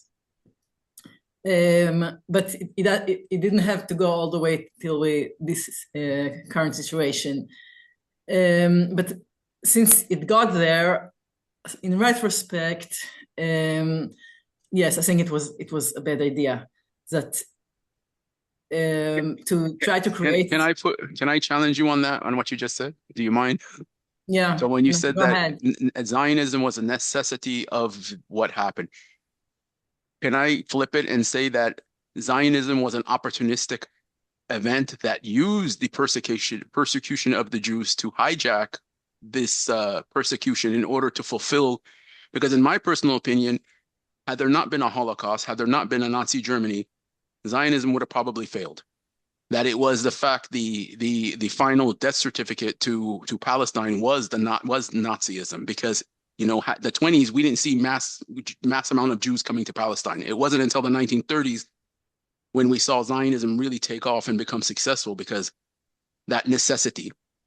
Yeah, but I think the natural need of people is to stay where they were born and to live in their communities. The fact that there was mass migration of Jews to Palestine was because of this distress, because they were kicked out, and to say that Zionism was using it, of course it was using it, but it was also born out of this distress to begin with. Yes, later on it used the suffering of the Jews and in order to solidify this Zionist movement, but still with the idea that this is what is good for the Jews that are being kicked out of their current communities. May I interject just a little bit? So in the beginning, to you, Nasir, so there was the Zionism in the very beginning. There were two main streams. One said, let us go there and live together with the Palestinians and benefit each other. And there was the other Zionism, which was more Jabotinsky, Ben-Gurion later on, that took over. And that was the settler colonial type. And that was a bad idea. But you have to understand why. Yeah, so it has evolved to the point where we are now today, which is really more than tragic. But yeah, so that's my 2 cents here. In retrospect, it was a bad idea to try to create a state of Jews in a country that was already populated by others and not include them. I don't see anything bad in refugees trying to find refuge in anywhere in the world where they can come to, including Palestine. And those who think that the solution now is that the Jews will return where they came from is just very, very bad. Refugees should be help. The refugees should be given whenever they find themselves. So there's nothing wrong about refugees, Jewish refugees trying to find their refuge in Palestine. But the fact that the Zionist movement created Israel on the expense of Palestinians and causing the Nakba, causing Palestinians to stay across the borders without nothing, without their lands, without their property, this is bad. And on top of that, to take what was left of Palestine in 1967, the West Bank and Gaza Strip, and not granting rights to the people there, this is just too much. And the problem is that for most Israelis don't see that. They don't see that. They're very ignorant. They don't know anything about the history, anything about what the Palestinians paid, the price Palestinians paid for the creation of Israel, nothing about the occupation. Yeah. They don't want that. They want to keep it in the same They narrative. live in denial. And they're talking about Totally. Palestinians only in the event of violence against Israelis. So all of a sudden, we hear about Gaza because people from Gaza came violent, as if they came from nowhere, without any reason except for just that they want to kill us all. Yeah, because they are Muslims, and Yeah, there is something about Islam. There's their culture. It's in the culture that is what they teach them, and that's it. It's nothing that has to do with what we do. Yeah. And about one-state solution or two-state solution, I used to work in B'Tselem for years, and we had the question and answer on the website. So one of the was about, do you support two-state solution? And the answer was always, we support equal rights, respect for the rights of everybody. So this is also what I support. It is less important from if it's two states or one state, unless there's genuine respect for the rights of all people who live here. Thank you. Go ahead, Samir. Alrighty. Hi, everybody. Thank you, Noga. Thank you, everybody. What I have today is something maybe different. What I think that since the IPC is a third solution or one of the solutions, there's one state solution, two state solution, no state solution, and IPC. So what I suggest that why should we impose any of those solutions, whether one state or two state or no state or IPC? Why don't we, and that's directed to the Israeli government, you want to have peace in the area, then what you need to do is to go with the UN resolutions. Implement those UN resolutions, 242 and 338, and that means ending the occupation, and that means also ending the apartheid, and then just call for general elections in all historic Palestine to vote like a referendum under the UN auspices to choose what solution do they like, one state, two state, IPC, or no state. Let the Israelis and Palestinians living in the land, which they are now 14 million people, 7 million Israeli Jews and 7 million Palestinians. So let them choose what they want, and we take it from there. So we're not imposing any solution on them. Let them decide themselves, and we'll take it from there upon their decision. If they chose to say one state solution, then we'll go with that. If they chose IPC, we'll go with that. If they choose two state solution, we'll go with that. No state, we'll go with that. So that's what I see. I mean, the real and practical how to approach this issue, because otherwise, I mean, you're imposing whatever solution. The Israelis, they'll like it, maybe the Palestinians don't like it, and they have to argue on that. So just let them decide themselves, and in my opinion, that Israelis in particular, they already did the one-state solution back 58 years ago.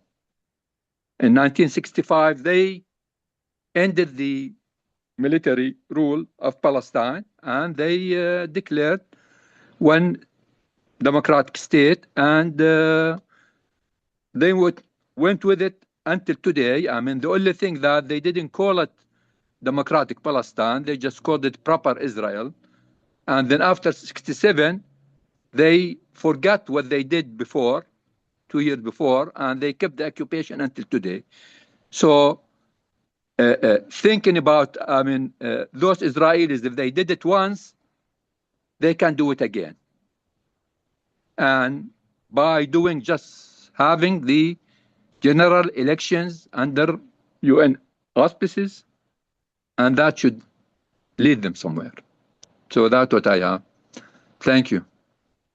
I think general elections would, I mean, at least from the Israeli part, where, I mean, if you look at the Israeli election polls, it's showing a disaster is coming, even a bigger disaster. I don't think we're going to see, I mean, what's the name of the leader of the Democrat? Gallant, right?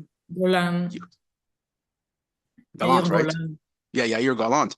You know, I mean, he, and I wouldn't even want to call him a leftist. I would say he's a centrist, but even with somebody as accommodating more to some kind of solution, is he taken serious?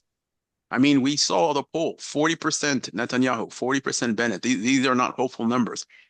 And I'm not sure people like me who more push for a two-state solution, it's not because I think it's the best solution, but I think that, you know, putting Palestinians and Israel in one society right now might actually, I mean, you know, it's sort of like a marriage. You don't get married right away. You get engaged. Okay, she becomes your fiance, or he becomes your fiance, and then you know, make the arrangements how you're going to live together and stuff. And it could be a path, and where you introduce a confederation, where you introduce a, you know, a federal sort of system. So I you know, because unfortunately, what we've had solutions that I wouldn't call them two-state solutions. I would say 1.5 state solution or 1.5 state solutions, because we are always stuck with the paradigm that Israel first. We're concerned about Israel security. That's it. We're not concerned about Palestinian freedom of movement, Palestinian right, access to water, access to airspace, access to ports and things like that. And I think that this what sets up. And even if you go into 1948 territories, Palestinian cities right now, and you know, the level that Israel is attacking Palestine, not just in Gaza, but in the West Bank through settlers, and in the 48 territories by these gangs, like 200, I think it was like 240 Palestinians were killed in the 48 territories because of gang violence. And then in January, I think it was something like 28. And these are areas where police are ignoring, and almost like it's purposely, let's drive these people crazy, leaving them unprotected, so that we know that when they're unprotected, gangs will take over. So the level of attack on Palestinian society is basically, how should I say this?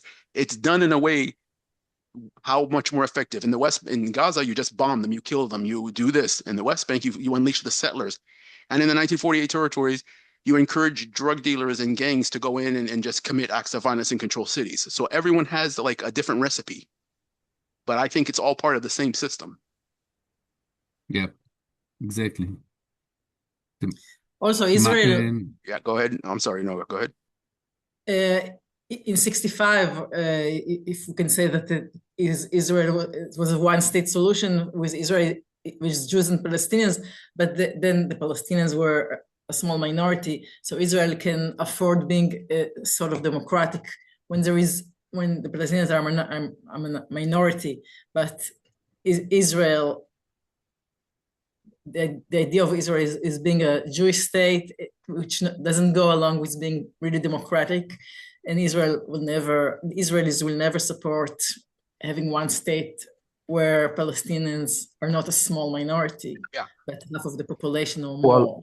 Well, sorry, Noga, but actually, when you have general elections where you have 14 million, 7 million Israeli Jews and 7 million Palestinians, the result is not going to be minority, and it will be half-half. So I believe that when there is that kind of society or this kind of elections, when it's half-half, that means they will select one-state solution, and that will be divided in half and half. So in a way, there is no problem. It will be, I mean, when it comes to electing a prime minister and president, it depends on half-half members of the new government. You created a new democratic government, then everything should be half-half, and nobody's going to be objecting, oh, this is minority, this is... even the right of return, I think that will be an issue will be discussed by the new democratic government, just like any other democratic government in the whole world. This is an issue of refugees. It doesn't matter whether Jews or Palestinians. It doesn't matter whether they left before the Nakba or whatever. This issue will be decided by the people democratically. Okay, we're going to allow for this year, let us say 2030, 100,000 Palestinian refugees and 100,000 Jewish refugees. They agree to it, fine.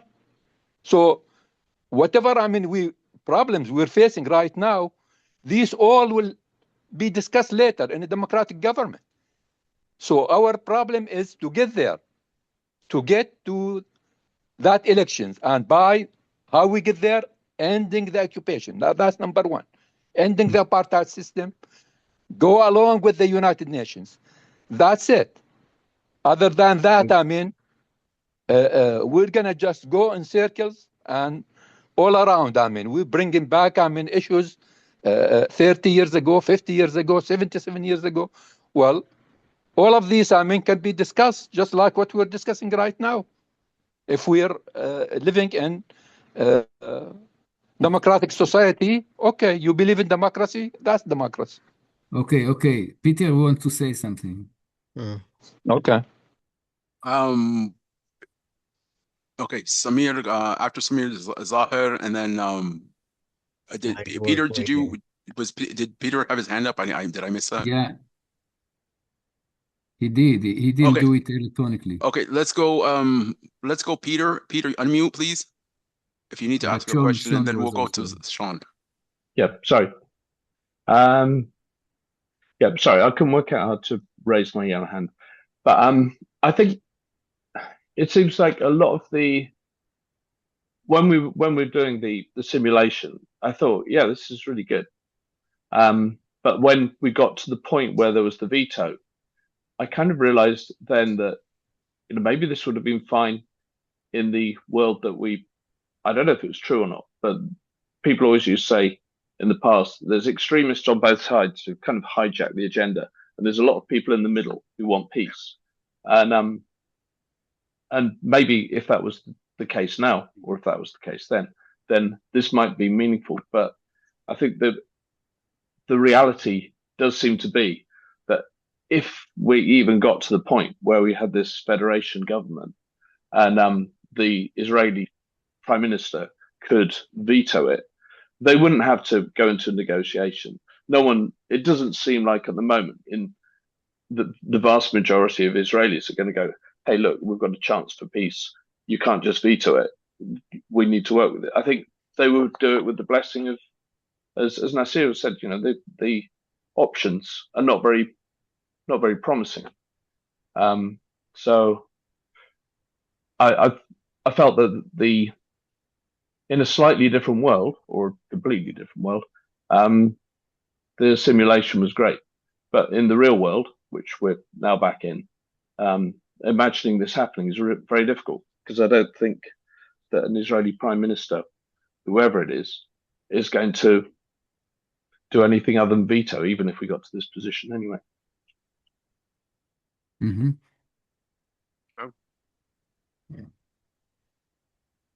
Did you want to respond to that? I don't know if that was a question, but Noga, did you want to? It's not exactly related, but I remember when the Israeli army was in Lebanon for almost 20 years, and there was like a consensus among Israelis that we should be there because otherwise it is dangerous for the north of Israel. And after there was a decision to withdraw the soldiers from Lebanon, there was later a consensus that it was a good step. So sometimes, ideally, we would like to see a movement among Israelis of awareness, acknowledgement, and change from within, but this probably will not happen. But sometimes when things are dictated from above, it creates later also a change in awareness. So it doesn't mean that there's not still the problem of Israeli government and the veto, but if there was such an institution like the confederational government, it is true that we used to think of the situation as it is now. But having this new element in the reality could gradually change some of the conceptions, I guess. But it's not that I'm optimistic. I see this current situation, and it's really hard to imagine anything better. You know, it's interesting. We've mentioned this a few times, and we know that, for example, the peace treaty with Egypt was very unpopular. And I think now, 50 years later, I don't think any Israeli or Egyptian would say that it was a bad thing because it did end. You know, it's 50 years later. We haven't had a major war with Egypt. But of course, it was easier because the territory exchange wasn't, you know, as much. So the fact that the West Bank is a significant amount of territory that cuts into what, you know, Israel want for territory makes it more difficult. But on the other hand, it's something that I agree with you that if change, realistically speaking, change has to come with strong leadership. That's brave leadership, like what we saw in the early 90s. Yasser Arafat and Ishaq Rabin, they took steps that, I mean, that were very unpopular. And even Yasser Arafat used to tell Rabin, stop whining. He says, you think you have opposition? I have opposition. I have Arab opposition. I have Palestinian opposition. I have Islamic opposition. He said, you just have Israeli opposition. So you got it better than me. And I also know that when you have the situation on the ground changes, when people are able to travel without going through checkpoints, you know, in the West Bank, it's funny. When you go to someone's house, the first 20 minutes of every conversation is what happened at the checkpoint today, or how long did it take you to cross? That's what we talk about for the first 20, 30 minutes. It's crazy. And, you know, but these sort of things that just change the day-to-day lives will impact people the most. People are not concerned about philosophical things. People are not even concerned even about democracy. They're concerned about being able to go to and from work, you know, making sure kids, you know, can go get access to healthcare and going back and forth and things like that. I think that these are the realities that'll change the minds.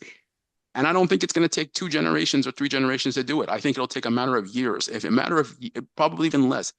Once we see significant changes, and history, I think, will agree with me, because if you look at historical patterns of when violence did not happen, it's during times where people were doing better economically, socially, freedom of movement, you know, and the opposite, when oppression increases, you actually see it. And it's because of the risk factor.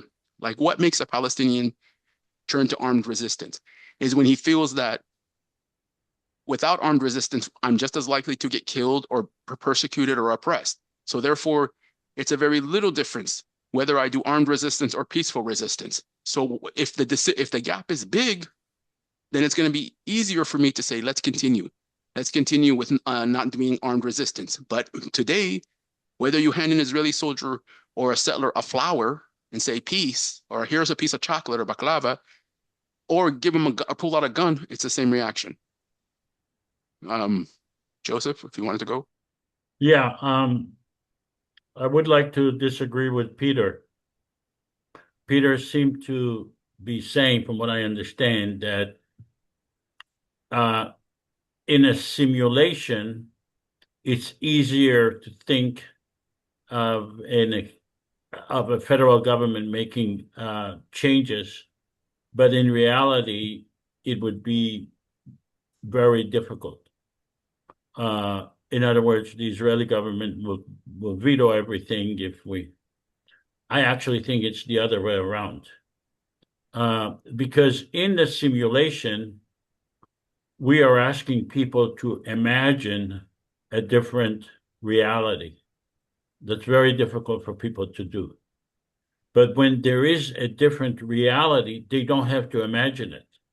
There is a different reality. And we have seen that happen. We've seen when Anwar Sadat flew to Israel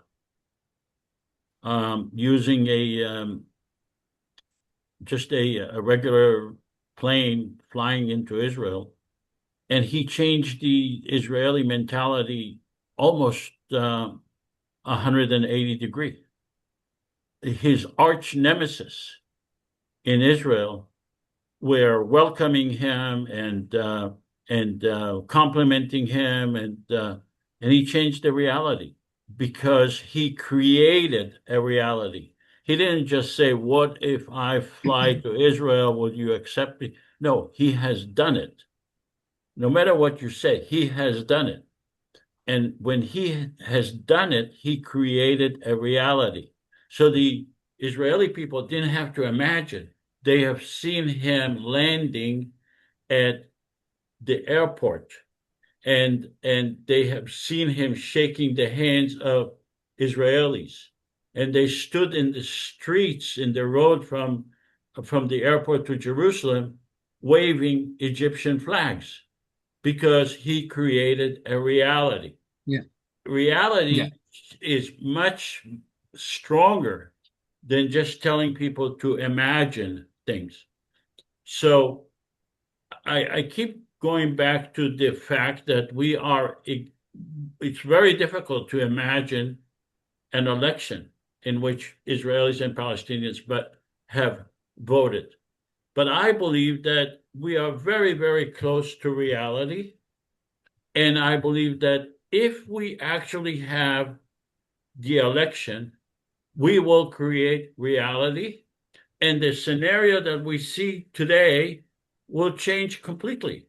You'll see Palestinians and Israeli parliament members sitting together, passing legislation. That would be monumental. You'll see, I mean, the stereotypical ideas will evaporate. If we have a Palestinian-Israeli soccer team playing in a world competition and a Palestinian and Israeli in the same team, and we have an Israeli passing to a Palestinian and the Palestinian scoring a goal, the whole Israel-Palestine will erupt with cheers. Why? Because they see a reality. So yeah, I'm sorry. I have you're right, except on one condition, that Israel will be on its knees. That happened in 1973, and Sadat would not come to Israel in 79 if there was no 73 war, where Israel was hit very badly. And the only condition under which right now I agree, there is no difference how much between Israel. war do you want? I don't want.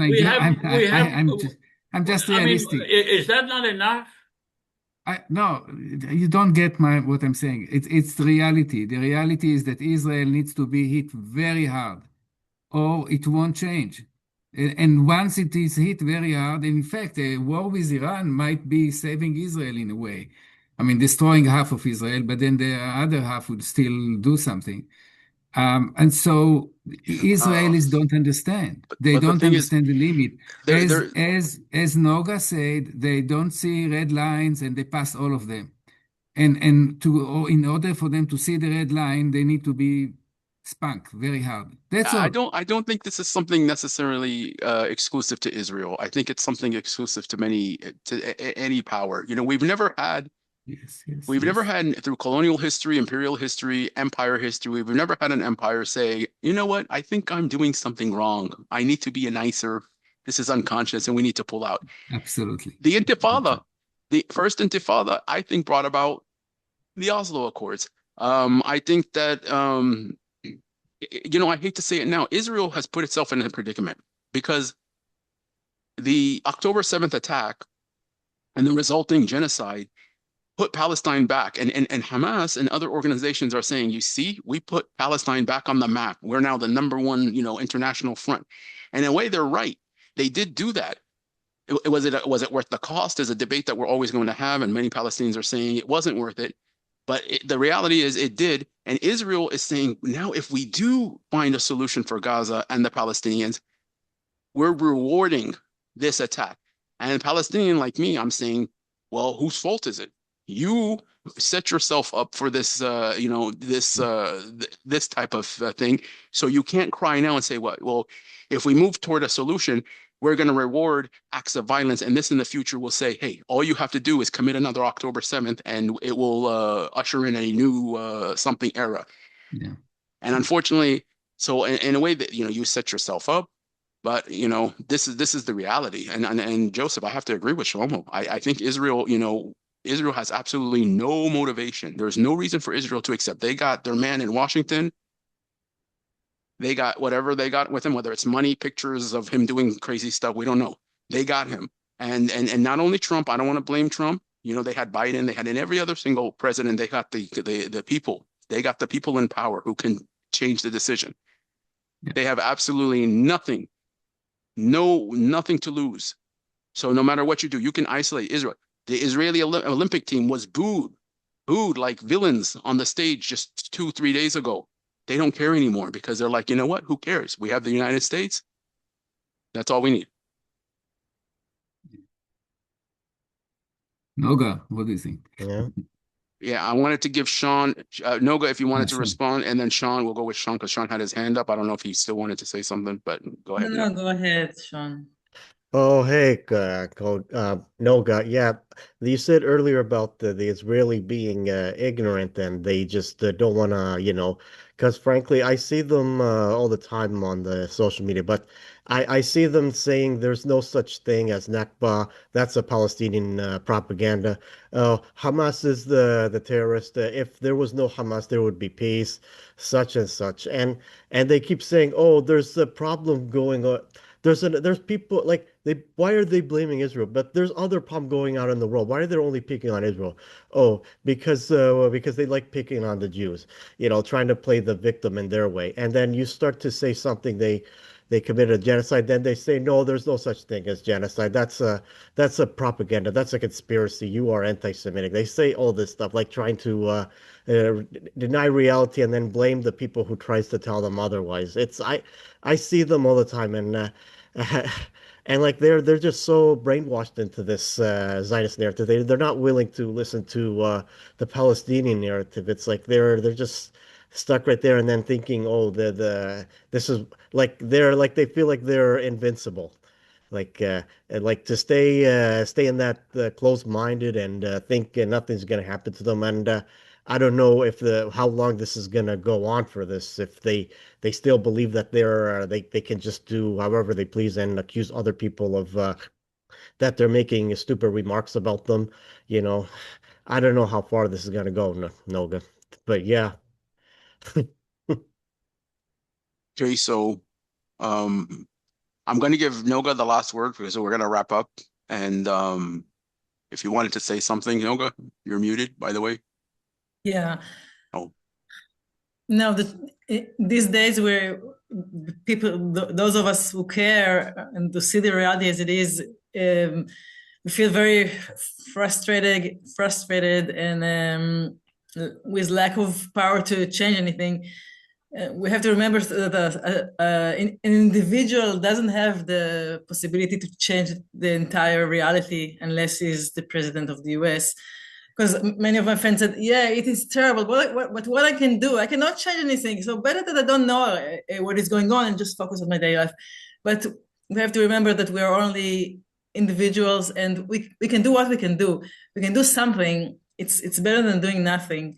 So each can do whatever in its capacity, whether it's to talk about the atrocities, to try to communicate with a person in Gaza, to donate some money, to demonstrate, to volunteer in an association that's trying to change something. It can be something small, but at least some things change at some point. Things never remain the same. So we don't know in what way what we do with the small thing that we do is going to contribute to the bigger change that will happen at some point. But you have these big elites, whoever they are, these Zionist elite who will, their word spreads out more faster than us. Like whereas them, they get their attention first, and people will follow what they say. Whereas us, we're just small, and we don't have that kind of power like they do. Yeah, but that's not what we have at the moment. Are you The still other with? forces are bigger. I would. Are you still with B'Tselem? No, not anymore. Why not? I was totally drained. How is it? totally interesting. drained. I think We had a guest here a few months ago, Noga, who was the same like you. I can't remember her name. She was a professor at Hebrew University, but it was almost like, and I see it in the way you speak sometimes. It's almost like you're drained of energy, and it's almost like it's like I was talking to my wife the other day, and I said to her, the situation is like a nightmare that we can't wake up from. You know how you're having a bad dream and you just want to wake up so it can end, but it's like, no, we can't. We're forced to sleep and live this nightmare. And yes, I get what you're saying when like and we're put in that position where it's like, even like events like this, people ask me like, why do you continue to go? And it's because I get to meet interesting people like you. I get to hear from you and interact with you, and it makes it worth it. So if that makes you feel better, continue stuff like that, because today I learned a lot from you, and we all learn from, there's little surprises in this, and that's why we keep coming back. But I do totally understand, because it's a hard thing to go on. So thank you so much today. I appreciate everything, your involvement today, and everybody. And also Joseph had to leave early, and he did send you a little message to thank you for your generosity. And we look forward to in the next 2 weeks, we'll have another, I believe it's not a simulation, but it's going to be a presentation on the Nakba. So that should be very exciting. So hopefully we can see you guys all there. Have everybody a great day and great evening wherever you are around the world. Yallah. Thank you very much. Thank you, everybody. Thanks for, Thank you very much, everyone. Thanks for participating, Noga. Bye-bye.